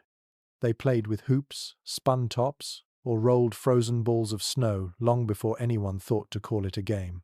You smile, imagining your own children doing the same later when the chores are done. You watch the sky, a flat sheet of silver above the fields. Somewhere behind it, the sun waits, faint and tired. The air smells faintly of smoke and pine. You take another breath and let it fill your chest. For a moment, the cold feels almost kind. A curious entry from a village ledger notes that during particularly harsh winters, schools were sometimes closed for weeks. The cold froze ink, cracked quills, and made the walls of church schools too cold for writing. Instead, children stayed home to help mend clothes, patch roofs, and keep fires burning. Learning, like everything else, bent to the needs of survival. Inside the cottage, your eldest child is working near the fire, carving a small wooden figure from a scrap of oak. You watch as they chip carefully, tongue pressed between their teeth. The figure is rough but clear, a cow, you think, or maybe a dog. You praise the work, and they grin, cheeks flushed with pride. According to some letters left by monastic teachers, medieval parents encouraged small crafts as lessons in patience and skill. Children learned to shape, to mend, to value the effort behind every object they touched. You see the truth in that, as your child blows wood dust from their hands and looks up at you for approval. You prepare a meal, simple and light: a bit of bread, a thin broth made from yesterday's vegetables, and a slice of cheese. The cheese is hard from the cold, but the taste is sharp and comforting. The children eat quickly, their hunger constant and sincere. You watch them and feel a warmth that has nothing to do with fire. A peculiar folk saying claims that children's laughter kept the frost from creeping through the walls. You are not sure who first said it, but it feels true. Every giggle seems to lift the weight of winter a little, making the room brighter. As evening falls, you sit together, the family close to the hearth. The younger ones play with the wooden cow, marching it across the floor. Your spouse hums quietly, a tune that has no name but has always belonged to your home. The firelight flickers across their face, soft and golden. Scholars who study family life in the Middle Ages often argue about how children were treated. Some claim they were seen as miniature adults, expected to work and suffer alongside their parents. Others believe they were cherished, their innocence guarded as something sacred. Watching your own children now, you think both ideas hold a bit of truth. Work teaches them strength, but love keeps them whole. Outside, the snow begins again, thin flakes drifting in slow spirals. You step to the door and watch them fall, silent and endless. The night smells of smoke and cold iron. Behind you, laughter fills the house again, small voices retelling old stories with new endings. A fragment of a medieval lullaby, still sung in distant villages, says, "Sleep, child, while angels warm the sky." You hum those words now under your breath as you return to the fire. The melody is simple, the kind that feels older than language. You sit beside your sleeping child, brushing hair from their forehead. The skin feels soft, the pulse steady. You whisper a quiet thanks to whatever mercy spared them. The warmth of the fire touches your face, and for the first time in days, your shoulders loosen. The cat curls near your feet, purring faintly. The sound mingles with the soft breathing of your family. The fire crackles, and the wind outside has softened into a whisper. For a while, everything feels suspended, a moment of peace caught in the long stretch of winter. You realize, watching the children sleep, that survival is not just about keeping bodies alive. It is about protecting the laughter, the small joy that keeps despair at bay. You promise yourself that tomorrow, no matter how cold the day becomes, there will still be stories, still be play, still be light. You sit a little longer by the fire before lying down, the sound of the wind fading as your eyes grow heavy. The warmth, the breathing, and the faint echo of laughter carry you into sleep. The next day begins with a brittle stillness. The frost has thickened overnight, clinging to every surface in delicate white webs. The air feels heavier, sharper. When you open the door, the hinges groan as if they too resent the cold. Beyond the threshold, the path that leads through the village glitters like glass. You know what that means. The traders will be late. Trade in winter is a slow and dangerous dance. Roads vanish under snow, bridges freeze solid, and carts break their wheels in ruts hidden beneath the ice. Yet some merchants still travel, chasing the last scraps of profit before the season shuts them in. They bring salt, oil, iron tools, sometimes cloth or dried fish. You wait for them like one waits for the return of sunlight. Evidence from medieval merchant guild records shows that trade routes in winter were lifelines for remote villages. Salt, especially, was as precious as gold. Without it, meat spoiled and broth turned sour. You look at the small pot of salt in your kitchen, less than a handful left, and feel a flicker of worry. By midday, the sound of bells reaches your ears. You step outside and see them at last. A line of figures trudging through the snow, cloaks dusted white, their carts creaking behind them. The horse's breath hangs thick in the air. The sight draws others from their cottages, faces wrapped in scarves, eyes bright with curiosity. You walk down the path to greet them. The lead merchant lifts a gloved hand in greeting, his beard frozen into tiny icicles. He smiles, though his lips are cracked. His cart is piled high with sacks and bundles tied with rope. The smell of leather and smoke surrounds him. According to travelers' diaries from the 14th century, winter merchants were admired for their toughness and pitied for their risks. Many never made it home, caught by blizzards or robbed along lonely roads. Yet they kept coming, drawn by need and hope. You think of that now as you help unload a sack of coarse salt from the wagon.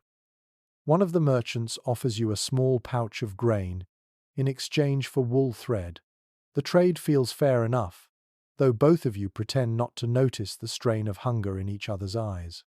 Barter is not business in times like these. It is survival, wrapped in courtesy. A peculiar note from a Hanseatic ledger mentions that traders often carried small talismans against frostbite, bits of bone carved with suns or knots. You see one now hanging from the merchant's belt, a simple disc etched with circles. He catches your glance and nods knowingly, as if to say it works. You hope it does. The villagers gather around the wagons, voices rising in soft chatter. A child tugs at your cloak, pointing at a bundle of furs. The merchant unwraps them, revealing fox and marten, their colours rich even in the dull light. You touch one, surprised at the warmth that still lingers in the pelt. You trade a small carved spoon and a skein of wool for a strip of fur, enough to line a collar. It feels extravagant, almost sinful, yet you think of your children's cold fingers and decide it is worth it. Historical accounts suggest that barter markets like this were social events as much as economic exchanges. News travelled with the traders, tales of distant towns, rumours of wars, strange weather patterns. You listen as one man speaks of a frozen river so wide that entire herds crossed it without sinking. Another claims that fish were found frozen mid-swim near the coast. You do not know if he tells the truth, but the images stir your imagination. Scholars today often argue whether medieval trade brought comfort or inequality to small communities. To you, it seems simple. Without the merchants, winter would swallow villages whole. Each sack of grain, each handful of salt, is a thread tying one world to another. As the afternoon fades, the merchants light a small fire near the edge of the square. The villagers share ale and bread with them, passing mugs around in good cheer. You join in, the taste of the ale warm and sharp on your tongue. For a little while, the cold feels distant, the fire's light shared by all. An old story told by merchants speaks of a saint who guided travellers through snowstorms, her lantern never dimming. They whisper her name before each journey, though none of them can agree which saint she was. You think of her now, watching the glow of their fire reflected in the snow. Perhaps she walks beside them still. When the traders finally pack up to leave, the villagers help push their carts back onto the frozen road. The sky is turning purple, the first stars faint above the trees. The bells on the horses jingle softly, fading as they disappear into the distance. You stand for a moment, listening to the silence that follows.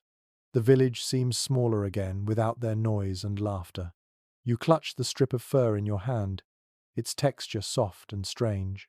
It smells faintly of smoke and travel, of places you will never see. Back in your cottage, you hang the fur near the fire to dry. The warmth releases a subtle scent, earthy and wild. You close your eyes and picture the merchant road winding through the night, lined with small fires that mark the endurance of humankind against the cold. You realize then that trade is not just about goods, it is about stories, courage, and connection. The road carries more than wagons, it carries hope, passed from one weary traveller to another, generation after generation. You add another log to the fire and watch the sparks climb upward. Somewhere out there, the traders walk beneath the same stars, their breath mingling with the wind. You whisper a quiet wish for their safety, then pull your cloak tighter, the faint scent of fur reminding you that even in winter, the world still finds ways to touch and sustain itself. The next morning dawns grey and hushed. The storm has passed, but the cold has grown deeper, so sharp it almost hums in the air. You step outside for a moment, and your breath turns to frost that floats away like dust. The world feels brittle, as if a single sound could shatter it. From the hill above the village, you can see two worlds divided by wealth. At the far end, beyond the cluster of small cottages, the manor house rises like a shadow against the snow. Its stone walls gleam faintly in the pale light, and a thin column of smoke drifts lazily from its great chimney. You imagine the fire that must be burning there, tall and bright, its heat filling rooms large enough to echo. In contrast, your own hearth still fights to keep a single room alive. You smile wryly. The fire in a lord's hall may roar louder, but warmth is still warmth, no matter its size. According to estate documents from the early 14th century, the difference between a peasant's winter and a noble's was measured mostly in comfort, not in safety. Both faced the same cold winds, the same frozen fields, the same short days. Yet the wealthy had fur-lined robes, thick stone walls, and servants to tend the flames. The poor had persistence and cleverness. You wonder sometimes which kind of warmth is stronger. Your spouse joins you at the door, squinting toward the manor. The wind carries faint sounds from that distance. Laughter, music, the low rumble of voices. The Lord must be hosting a winter feast. You both listen for a moment, half curious, half detached. The world of the manor feels close enough to see, yet far beyond reach. A peculiar note found in a steward's ledger describes how servants carried trays of spiced wine and roasted meat through the great hall while peasants huddled outside, drawn by the smell. Some received scraps as charity, others only the memory of what they could not have. You recall the times you were summoned there to deliver wool or grain, the warmth hitting you like a wall as you stepped inside. Today, the Lord's generosity reaches the village in the form of a messenger on horseback. He arrives wrapped in fine fur, his boots gleaming, his breath visible as he calls out greetings. He carries a basket of salted meat for the poorest families and a jug of ale for the church. Small gifts, but enough to stir gratitude. The villagers gather to watch, murmuring thanks. You bow your head as he passes, not out of awe, but custom. Scholars often discuss whether feudal generosity came from kindness or from duty. To you, it hardly matters. A gift of food is still food. The salt in the meat will preserve it for weeks. You carry your small share home and hang it by the hearth, feeling its weight with a quiet satisfaction. Inside the manor, the fire must glow golden against carved walls. The Lord's Hall was built for warmth, its hearth wide enough to hold whole logs. Historical records mention that such fires burned day and night, their smoke rising through tall chimneys instead of filling the room. You imagine long tables set with silver cups and bread that never goes stale. You picture the laughter echoing off the stone, the songs sung by musicians with red cheeks and full bellies. An odd anecdote from a traveller's letter tells of lords who placed heated stones at their feet during feasts so that the chill from the floor would never touch them. Even their dogs slept on fur cushions by the fire. You laugh softly at the thought, then glance down at your cat curled near the embers and decide that luxury is not such a distant thing after all. You sit by your own fire, slicing a small piece of the salted meat to add to the pot. The children watch eagerly as the smell fills the room. Your spouse sprinkles in a pinch of herbs saved from autumn, and together you wait for the water to boil. The broth grows rich and dark, and the taste, when you finally sip it, feels like a holiday in itself. Academic discussions about medieval class life often describe peasants as living on the edge of despair, but that view misses something quiet and important. You have seen moments of beauty even in hardship, the shimmer of frost on the thatch, the warmth of a neighbour's laughter, the miracle of a hot meal shared by many. The manor's walls may gleam, but your hearth holds a different kind of light. Outside, the church bell rings, calling the villagers to evening prayers. You glance toward the manor one last time. Its windows shine faintly through the dark, but you no longer envy them. The air inside your cottage smells of soup and smoke, and your children's laughter fills the small space. That is enough. Before sleeping, you pull your blanket higher and watch the fire's reflection dance across the wall. You think about how both rich and poor end their days the same way, seeking warmth, listening to the crackle of wood, and hoping the roof will hold through the night. A fragment of an old song drifts through your memory, one you heard from a travelling minstrel long ago. The Lord may feast, the peasant pray, yet both must bow to winter's sway. The tune hums softly in your chest as you close your eyes. In the stillness, you feel something close to peace. The world beyond your door can keep its silver and wine. Here, in the quiet glow of your small fire, you find a richness that even stone halls cannot match. The longest night of winter has arrived, and the village feels suspended in time. The air outside glitters with frost, and the moon hangs low and full over the fields, bright enough to make the snow shine like silver dust. You can feel the hush of anticipation in everything, as if the world itself is waiting for something to happen. Inside the cottage, your fire burns brighter than usual. You have been saving the best logs for this night, knowing it is when the cold bites deepest. The flames climb eagerly, throwing light into every corner. The air smells of wood, smoke, and a faint sweetness from the pot simmering on the hearth. This night is not only a test of endurance, it is also a celebration. Throughout Europe, peasants marked the turning of the year with feasts, songs, and rituals that blended old beliefs with newer faith. Historical records from church archives describe priests blessing fires at midnight, while villagers danced and drank outside, their laughter echoing through the dark. Your family gathers close, and your spouse ladles stew into wooden bowls. It is thicker than usual, rich with lentils, turnips, and a bit of salted meat.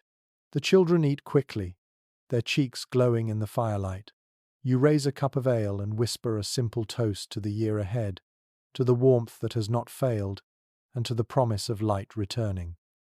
An old local custom says that if the fire burns steadily through the night, spring will come early. You plan to keep it alive until dawn, feeding it with the last of your best wood. There is comfort in the crackle of the flames, in the way the light makes the shadows dance. A curious tradition recorded in Scandinavian chronicles mentions the practice of drinking to the ancestors on midwinter night. A cup of ale or mead was poured onto the hearth in remembrance of those who endured winters past. You follow the gesture quietly, tipping a few drops into the fire. The flames hiss, then flare as if in reply. For a brief moment, you imagine unseen faces smiling in the glow. Outside, faint music drifts through the air. You open the door and see a group of villagers walking from house to house, singing in low voices. Their songs are old, the words half forgotten, but their rhythm is familiar and comforting. You wave them in, and soon your small cottage fills with laughter and steam from the fire. A man with a fiddle begins to play. The melody twists and spins, warm and playful. The children clap, the cat bolts under the bed, and even your spouse smiles as they hum along. The sound feels like sunlight in the middle of darkness. Accounts from medieval court records reveal that village festivals often worried the local priests. Too much laughter, too much ale, too much memory of pagan joy. Yet even the church bells could not silence the songs that had survived since before written history. You think of that now, as one of the singers jokes that every flame in every cottage is an offering to the same invisible Sunday. The ale jug passes around, and you take a small sip. It tastes stronger than you remember, spiced with herbs and warmth. Someone shares a story about a man who tried to drink away the cold until he mistook a snowdrift for his bed. Everyone laughs, and for a moment, the winter outside feels far away. The laughter fades gradually into quiet conversation. The music slows, becoming almost like a lullaby. You find yourself staring into the fire again, the orange light flickering across your hands. The warmth feels alive, steady, and kind. A peculiar belief noted in an old herbal compendium suggests that midwinter flames have healing powers if stared at long enough. The author claimed that fire in the dark restores the strength of the spirit. You do not know if that is true, but it feels true tonight. Your guests begin to leave, wrapping their cloaks tightly. You stand in the doorway as they disappear into the snow, their voices fading into the distance. The air outside is cold enough to sting your teeth. The moon has climbed higher, casting long silver shadows across the fields. You stay there for a moment, listening. The village is alive with quiet celebration, distant songs, the occasional bark of a dog, the echo of laughter carried by the wind. It feels like every heart is beating together, holding back the dark for one more night. Inside, the fire continues to burn. You sit near it again, wrapping your hands around a mug of ale. The children are already asleep, their faces peaceful. Your spouse hums softly as they clear the bowls. You look into the fire until your eyes sting, the shapes shifting and shimmering like memories. Scholars still debate how much of these winter festivals was superstition and how much was faith. To you, it makes no difference. What matters is the warmth, the gathering, the reminder that even in the darkest time of year, people still choose to light fires and sing. You stretch out beside the hearth, the sound of the wind fading behind you. The flames have softened to a steady glow, like the heartbeat of the earth itself. You whisper a final wish into the quiet, that the fire will greet the sunrise still burning, proof that life, once lit, refuses to fade. The glow from the midwinter fire lingers in your memory long after dawn returns. A pale light fills the cottage now, quiet and gentle. The air smells faintly of smoke and spent ale. You stretch your hands before the hearth, the warmth sinking into your skin. Outside, the snow has fallen again, soft and endless, covering all traces of last night's laughter. You stir the ashes, letting the embers breathe once more. Tiny sparks leap upward like stars before fading into grey. The house feels still, too still, as if waiting for sound to return. The children sleep longer today, worn out from celebration. Your spouse sits beside you, spinning thread, their motions slow but sure. In every winter, there comes a strange morning when joy feels fragile, when silence returns heavier than before. This is that morning. You glance toward the window and see your reflection faintly in the stretched skin that serves as glass. The image trembles in the cold air, pale and thoughtful.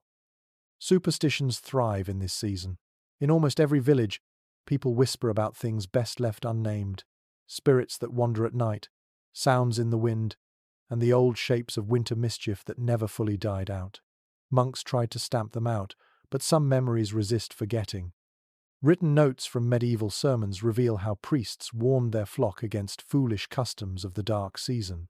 They spoke of witches who danced on frozen hills and ghosts who followed travelers home. Yet the same priests lit candles on the same nights, perhaps not fully free of the same fear. You remember what your grandmother once told you. Her voice, low as a storm outside, rattled the shutters.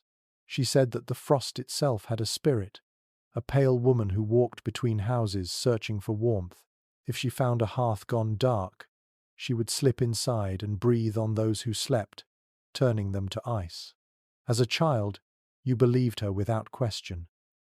An odd detail preserved in a Scandinavian manuscript tells of villagers hanging small bits of bread above the hearth to appease this frost spirit. You find yourself smiling at the memory. You never saw such a creature, but you still checked the fire before bed, just in case. Today, as the snow falls thicker, you hear a soft knocking at the door. When you open it, your neighbor stands there, face hidden beneath a hood of fur. He carries a bundle of straw figures tied with red thread. His eyes crinkle with a grin. "For luck," he says, handing one to you. "These straw charms," he explains, "are meant to guard against illness and misfortune. Each figure represents a soul of the household, bound to the fire's protection. He has made one for every family in the village. You thank him and hang it above the hearth, where it sways gently in the rising heat." Records from the British Isles mention similar charms, straw men and woven crosses hung in kitchens to call back the Sunday. Some were blessed by priests, others simply tied by the hands of farmers. Scholars argue about where these customs began. Some say they are remnants of older pagan rites. Others claim they were harmless gestures of faith. You suspect they were both. The snow continues to fall outside, muffling all sound. The world feels wrapped in white silence. Inside, the straw figure casts a small shadow against the wall, flickering with every movement of the fire. You watch it for a while, feeling oddly comforted. Your spouse finishes spinning and begins to hum. The tune is one you recognize, an old village song that warns against walking in the fields after dusk. The melody twists like smoke, beautiful but faintly haunting. You hum along, the two of you singing softly into the cold. A curious reference from a 12th century chronicler describes peasants singing such songs as a way to keep evil spirits away. The belief was that music could confuse wandering souls, keeping them from finding your door. You like the idea that sound itself might guard you. As darkness falls again, the firelight grows stronger, painting gold across the walls. The children wake, rubbing their eyes, asking for stories. You tell them one your grandmother once shared, about the frost woman who turned cruel only when forgotten. They listen with wide eyes, their faces glowing in the firelight. When you finish, they laugh nervously and glance toward the window, half believing. Scholars today often debate how deeply superstition shaped the daily life of medieval people. Some call it fear, others call it poetry. You think it might be both. Fear creates stories, and stories make the cold less empty. Before bed, you check the fire again, adding one more log for good measure. The straw figure sways gently above it, the threads gleaming red in the light. Outside, the wind sighs softly, almost like breathing. You whisper a short goodnight to the frost beyond the door, just as your grandmother taught you. Then you climb into bed beside your family, the blankets heavy and warm. The snow falls quietly through the night. Somewhere outside, the trees creak, and the sky glows faintly with moonlight. You close your eyes, listening to the fire, the breathing, and the endless hush of winter.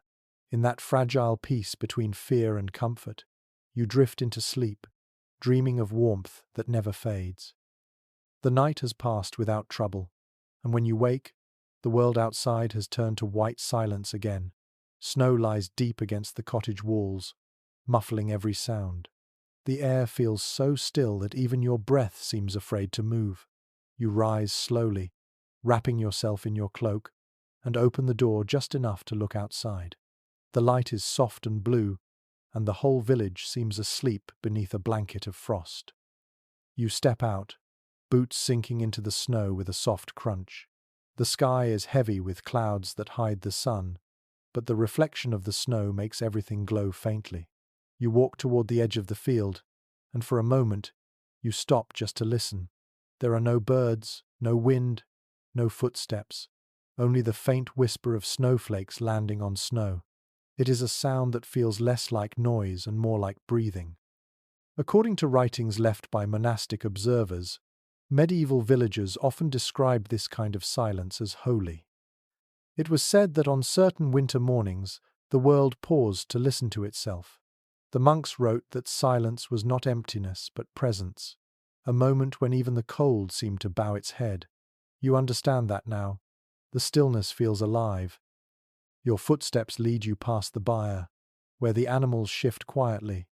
Steam rises from the roof, marking their warmth within. You smile at the sight. Even now, the smallest signs of life look like miracles. The snow clings to your cloak, melting into dark spots that soon freeze again. A curious entry from an old traveler's notebook describes how people once claimed to hear music in falling snow, faint notes drifting through the air. He called it the whisper of angels. You tilt your head, half smiling, listening. There is no music that you can name, but something about the hush feels like a song anyway. You walk farther, to the small rise overlooking the frozen stream. The ice below gleams pale silver, cracked in lines like veins. It seems fragile yet unmoving, strong enough to carry the world. You kneel and brush the surface with your glove. The cold bites instantly, and you pull your hand back, watching the faint mark your touch leaves behind. According to records of early natural philosophers, frost fascinated people long before they understood it. They thought of it as a living force, a creature that grew overnight, covering the earth with glassy scales. One scholar wrote that frost feeds upon silence. The phrase lingers in your mind, fitting perfectly with the world around you now. You sit quietly, your breath curling upward in thin threads. For a moment, you allow yourself to feel small, part of the frozen earth rather than above it. Everything is still, and the air tastes clean, untouched. From far away, you hear a single sound, a crow calling, rough and lonely. Its voice cuts through the silence like ink across paper. You watch it glide over the trees, a dark smudge against the endless white. When it disappears, the world grows quiet again, but not empty. The stillness feels full of hidden life. A curious passage in a medieval weather chronicle tells of peasants who believed snow carried secrets from heaven. Each flake, they said, was a letter that vanished before it could be read. You think about that now, holding out your hand to catch a few falling flakes. They melt instantly against your skin, leaving nothing but cold and memory. You turn back toward the village. Smoke curls upward from a few chimneys, pale against the grey sky. Somewhere, a door opens, and the faint sound of a cough drifts across the distance. The living world is stirring again. You walk slowly, enjoying the quiet before the noise of chores begins. Scholars today still puzzle over how medieval people balanced hardship with beauty. So many days were spent in struggle, yet they wrote of wonder constantly. You think perhaps it was the silence that taught them. When everything else is stripped away, what remains is the small grace of being alive in the midst of it all. Back inside your cottage, the warmth feels almost startling. The fire crackles, and the scent of smoke wraps around you like a blanket. Your spouse looks up from stirring a pot, their face calm and bright in the glow. The children chatter quietly, still half asleep. You stand for a moment, letting the contrast between inside and outside settle deep into you. You pour yourself a small cup of warm ale and sit by the window. The world beyond the thin skin pane still glows pale and distant. You can almost see the air move in slow waves, like breath across a sleeping body. An ancient fragment of poetry, copied in a monk's hand, describes this very moment. The world breathes white, and man is small within it. Yet he breathes also, and thus the world endures. You whisper those words softly to yourself, not as a prayer but as a reminder. The children run outside after breakfast, their laughter piercing the calm. Their boots stamp fresh prints into the untouched snow, erasing the stillness but replacing it with life. You watch them and smile. The song of silence has ended for now, replaced by the brighter melody of living voices. You realize, watching them, that survival is not only about keeping warm, it is also about seeing beauty in the quiet moments, about listening to the hush and finding peace within it. Even in the coldest season, the world still speaks, sometimes loudly, sometimes softly, but always to those willing to listen. You turn back to the fire, feeling its warmth climb into your hands again. Outside, the snow continues to fall, silent and steady. You breathe in the scent of wood and wool, and the cottage hums softly around you. The silence you carry from the field stays in your chest, gentle and bright, like the glow of the fire that will see you through another night. The silence of the snow gives way to the rhythm of work again. After days of stillness, your hands itch for something to do. The fire is steady, the animals fed, but the tools that rest along the wall remind you that even in the dead of winter there is preparation to be done. You rise early, the sky outside a dull pearl grey. The frost that covers the window turns the light soft and milky. You touch the iron latch of the chest near the hearth, lifting its lid to reveal the tools of your trade. The smell of oiled wood and rusted metal fills the air. Inside lie the plough blades, spades, and the handles that have survived another year. You take each one out carefully, running your fingers over the worn edges.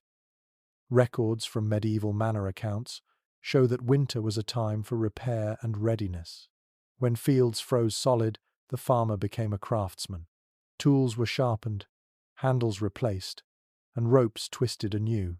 Every blade honed in January meant an easier harvest come summer. You think about that as you set your grindstone near the light and begin to turn it slowly. The scrape of iron fills the room, bright and sharp against the hush. Sparks leap briefly, glowing before they vanish into air. Your hands grow warm from the effort, and you can feel the weight of time in each movement. The blade hums faintly, alive again after months of rest. A curious passage from a craftsman's diary speaks of men who swore they could hear their tools speak while sharpening them. as if the metal remembered the soil it once cut. You understand the sentiment. As the edge catches the light, you imagine the plow slicing through thawed earth, the smell of soil rising like a promise. Your spouse sits nearby, mending a harness with careful stitches. The children help by sorting small nails and scraps of leather, their fingers nimble despite the cold. The work becomes a quiet symphony. The hiss of metal, the soft rip of thread, the creak of wood. According to guild manuals from the 15th century, winter craftsmanship was not simply maintenance but an act of reverence. A well-kept tool was said to carry luck into the next planting. You think of that now as you oil the handle of your axe, the scent of linseed rising like warmth itself. The fire pops behind you, and a log collapses inward. You pause to add another, the smoke curling upward in lazy shapes. For a moment, you let the glow of the fire reflect on the sharpened blade in your hand. The contrast between light and steel is strangely comforting.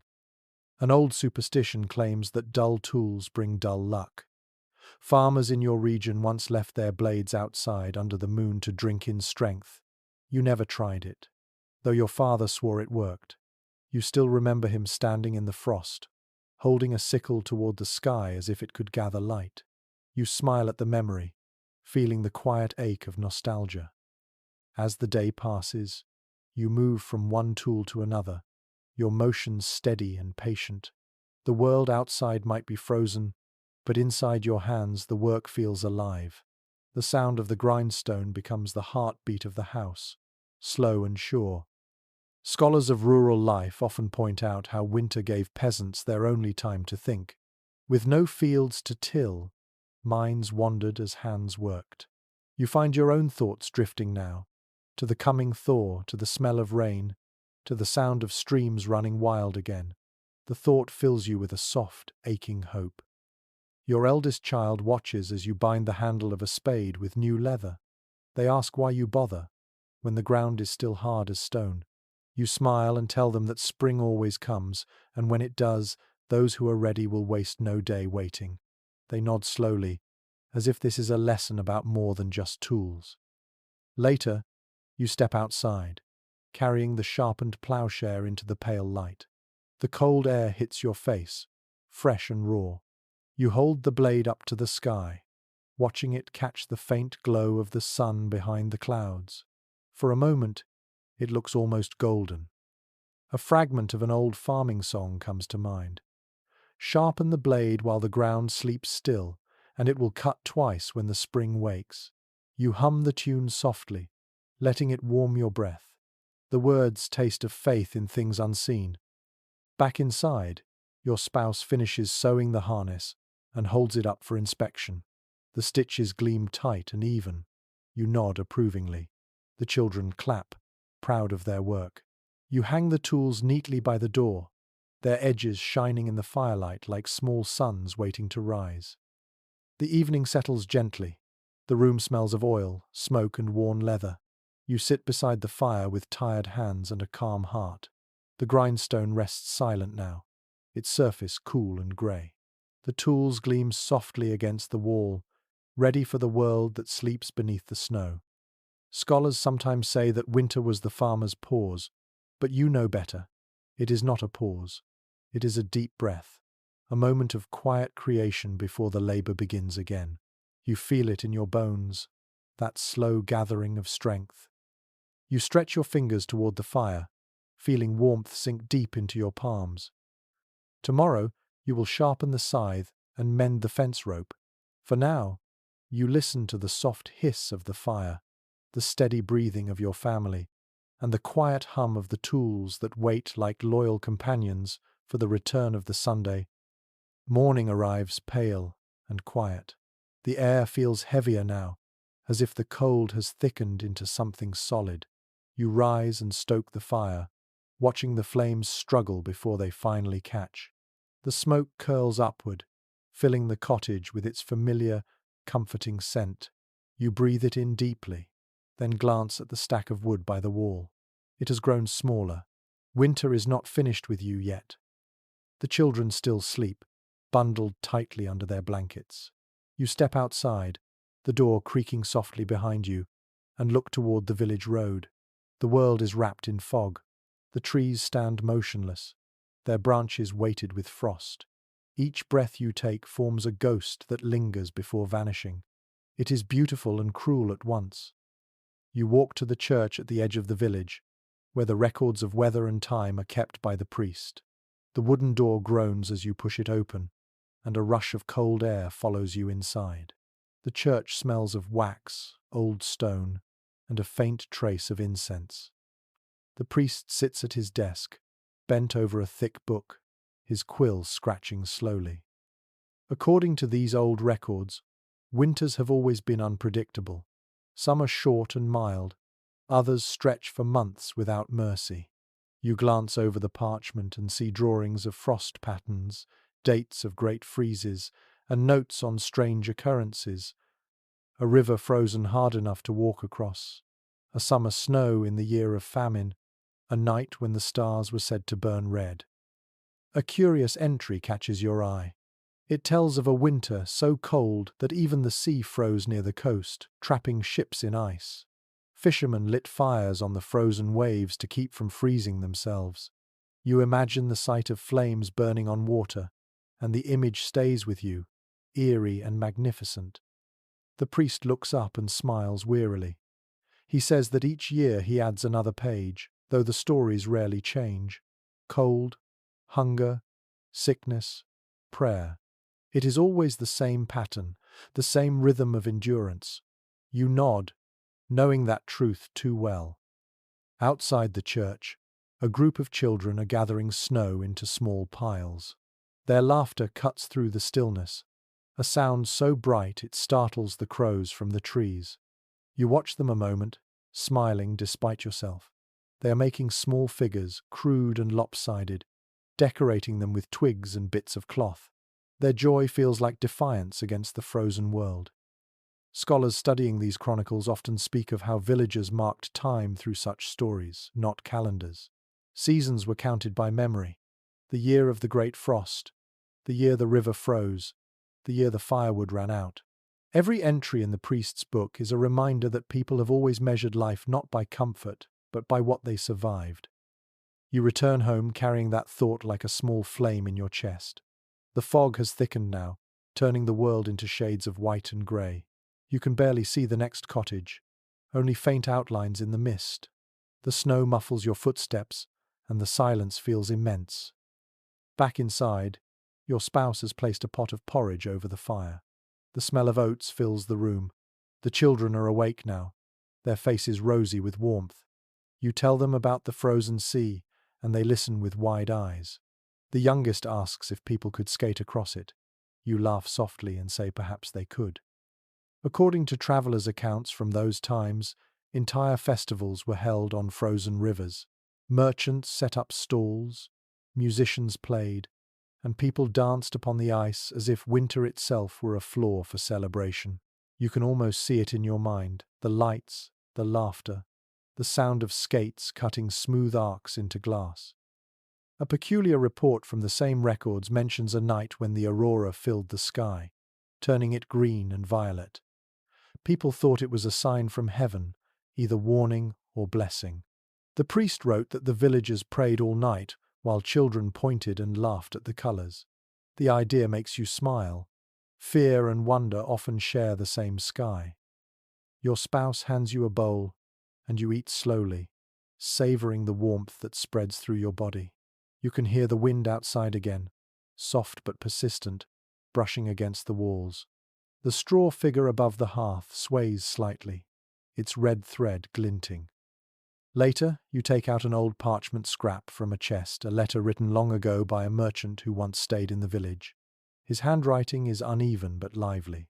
He wrote of that same frozen river, of men skating with torches in their hands, their reflections glowing in the ice. He said it was the most beautiful thing he had ever seen. You keep that letter because it reminds you that even in hardship, beauty finds a way. Scholars still discuss whether the so-called Little Ice Age truly changed the course of human history. Some claim it reshaped economies and faith itself. Others believe it merely tested what was already fragile. To you, such questions feel distant. What matters is that you have fire, food, and the memory of warmth. As evening falls, you sit by the fire again, your family close beside you. The priest's tales and the merchant's letter blend in your thoughts.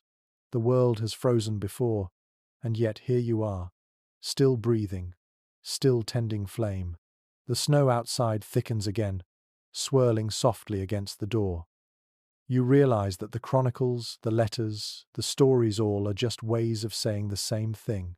People have always found a reason to continue.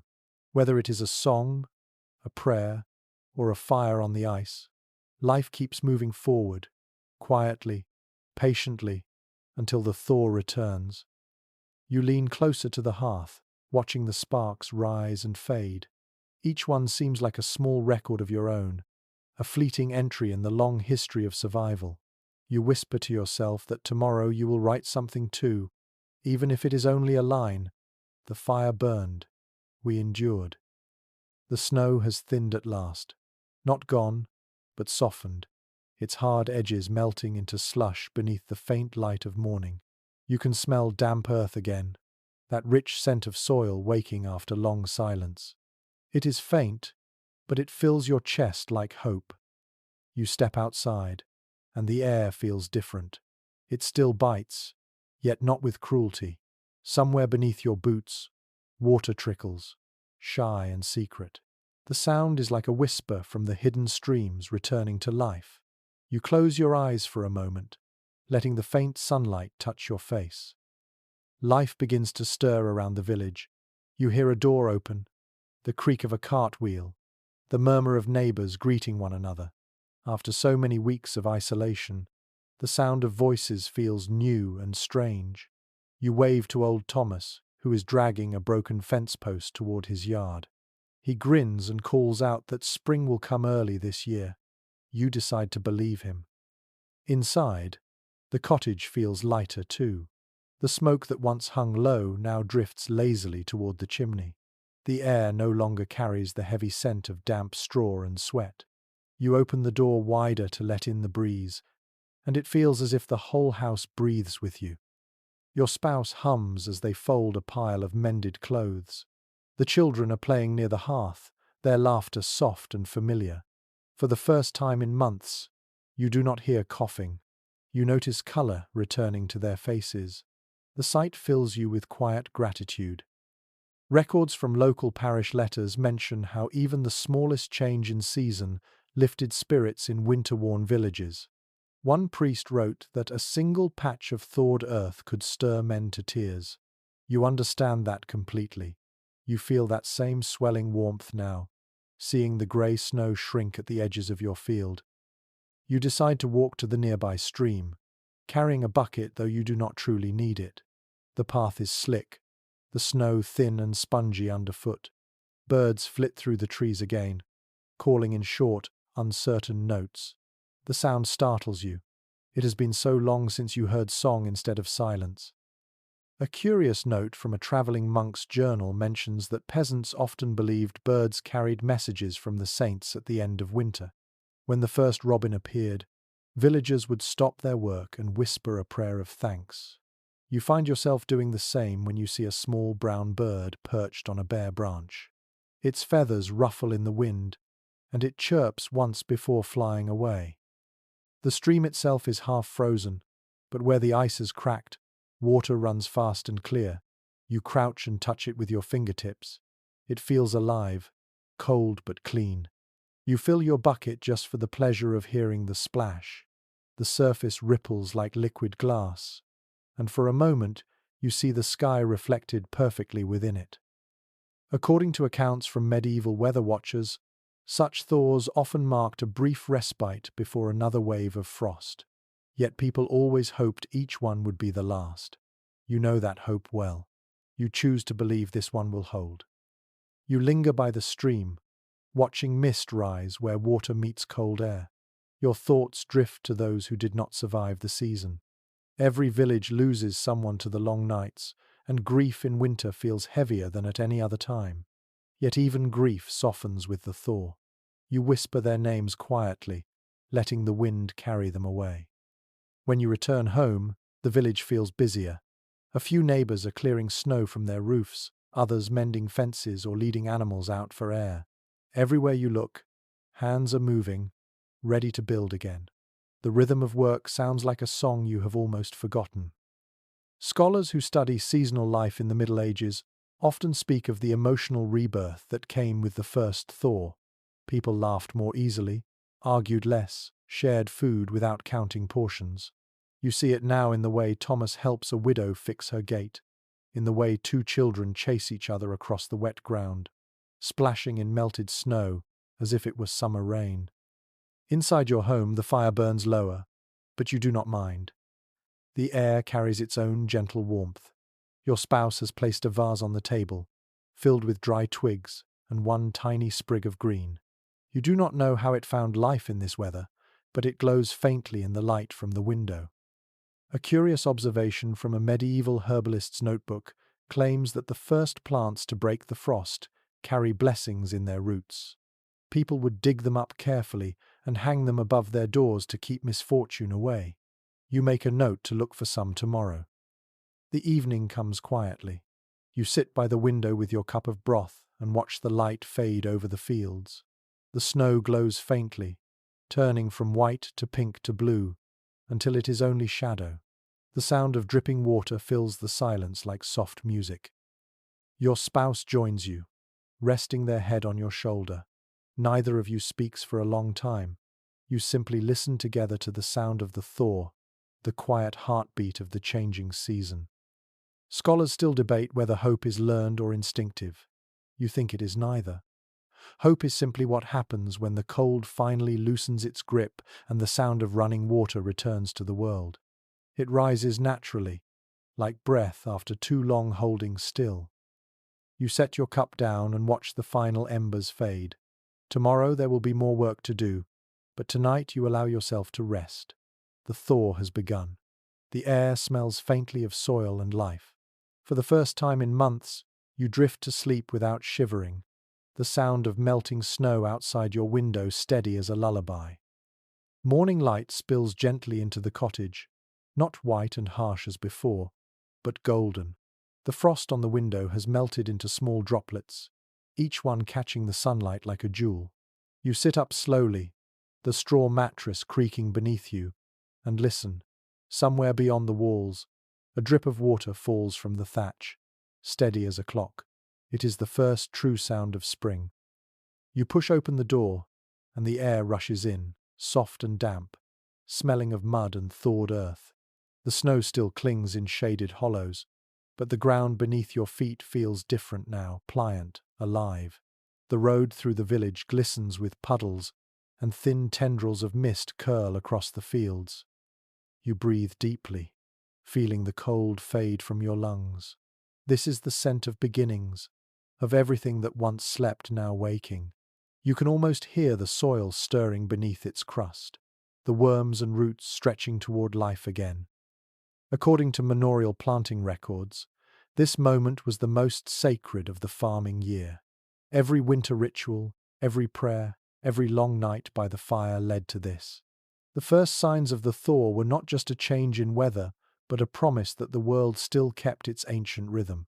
Farmers called it the whisper of the ground, and you feel it now in your bones. You walk to the edge of the field, where the snow has retreated enough to reveal dark, wet furrows. The soil is soft beneath your boots, and a faint steam rises from it as the morning sun warms its surface. You kneel and press your hand into the earth. It is cold but forgiving, clinging to your fingers like a handshake from an old friend. A curious account from a 14th century agrarian diary describes how villagers would touch the soil to their lips at the first thaw, believing it brought good fortune. You decide to try it, tasting the faint bitterness of iron and salt. It feels like a small prayer. Behind you, the village stirs to life. You hear doors opening, laughter, the creak of carts being rolled from storage. Smoke rises from every chimney, not thick and desperate this time, but light and grey. The air is filled with voices again, and you realize how deeply you had missed the sound of people living instead of merely enduring. Your neighbor calls out a greeting as he leads his oxen toward the road. He waves a gloved hand and says the ground will be ready soon for plowing. His voice carries a hint of joy. The oxen snort steam into the air, their coats gleaming with a thin sheen of melted frost. You wave back, sharing his smile. According to chronicles written by rural clerks, this season of awakening often began with gatherings of the entire village. People repaired fences, cleared ditches, and rebuilt whatever winter had broken. You see that pattern forming already. Children run between houses with armfuls of straw, women sweep the thresholds, and men test their tools in the warming air. You return home to find your spouse laying fresh rushes on the floor, the scent of green reeds replacing the musty smell of old straw. The cat stretches in a beam of sunlight, lazily swatting at a fly that has wandered in through the open door. The world inside feels lighter, as if it too has taken a deep breath. An old belief, written in a parish songbook, said that sunlight at the thaw could heal melancholy. It was called God's gentle fire.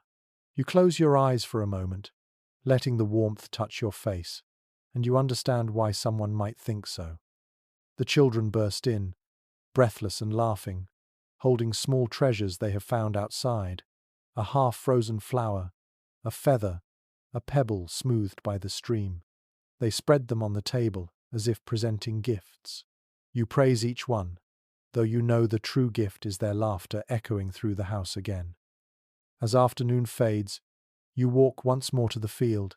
The light has softened into amber, and the last of the snow glows faintly before it disappears. You stand still, listening to the water running beneath the soil, the quiet hum of rebirth. Scholars of medieval life often describe spring as a rebirth not only of the land but of faith itself. After months of silence, the thaw returned people to prayer, not out of fear but gratitude. You feel that same impulse now, though no words come. You simply bow your head, letting the warmth of the sun settle into you. Your spouse joins you, their hand finding yours. Together you watch the sky fade from gold to grey, the world around you wet and shining, alive once more. You do not speak. There is nothing to say that could improve the moment. When you return home, the air inside feels gentler, the fire small but steady. You eat your evening meal slowly, savouring every bite. The stew tastes richer than usual, though you know it is made of the same humble things. Perhaps hunger tastes different when paired with hope. Before sleep, you step outside again. The moon is high, pale and kind. The fields gleam faintly with melting frost. You can hear water dripping from the trees, each drop marking the slow retreat of winter. You whisper a quiet thanks to the night, to the thaw, to the fire still burning behind you. You close the door softly and lie down, the warmth of the hearth on your skin. The world is no longer frozen, it is breathing again. You drift to sleep with a calm heart, dreaming of soil, sunlight, and the promise of green returning. The days have grown longer now. Each morning the light slips in earlier through the small window, and the air feels soft enough to breathe without pain. You wake to the sound of dripping water and the smell of damp earth. The fire, though smaller than before, still burns in the hearth. It is no longer a desperate flame, but a companion that lingers out of habit. You rise slowly, stretching the stiffness from your limbs, and look outside. The snow is gone from most of the fields, leaving behind streaks of brown and green. Tiny blades of grass push through the soil, and puddles catch the sky like small mirrors. You can hear birds again, real song this time, not the wind's lonely mimicry. It fills you with a quiet joy that almost feels like surprise. You step outside, boots sinking slightly into the soft mud. The air smells rich, alive with the scent of thawed soil and wet wood. In the distance, smoke curls gently from the cottages, rising straight upward without the wild bends of winter wind. The sky itself feels larger. According to notes left in an old farming calendar, this was the moment every medieval farmer waited for, the time to test the plough, to walk the field, to feel the promise of life returning beneath their feet. The earth, still cold, needed gentleness. You walk its edges carefully, dragging a stick along the furrows as if tracing old scars. The soil gives way, soft and forgiving. Your neighbor waves from across the lane, his oxen grazing on a patch of green. He calls out that it will be planting season soon, and you nod, smiling. The sound of his voice carries easily now that the air has softened. There is laughter again in the world, light and unforced. You return home to find your spouse kneeling by the hearth, cleaning the ashes. The children are outside, chasing each other through puddles, their boots splashing, their laughter spilling through the door. The cat, lazy as ever, dozes near the window, content in the warmth of the Sunday. You sit down at the table and watch the fire for a moment. The logs have burned low, but the embers glow steady and bright. You realize how much of your life has revolved around this small patch of flame. It was your sun during endless darkness, your company through hunger and fear. You will not need it as fiercely now, but it has become part of you.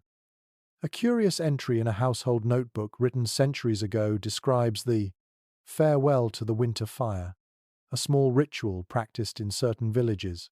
Families would let the hearth burn low one final time, whispering words of thanks before sweeping out the ashes and scattering them in the fields as a blessing for the crops. You decide to do the same. You take a handful of grey ash and step outside. The air is cool but kind.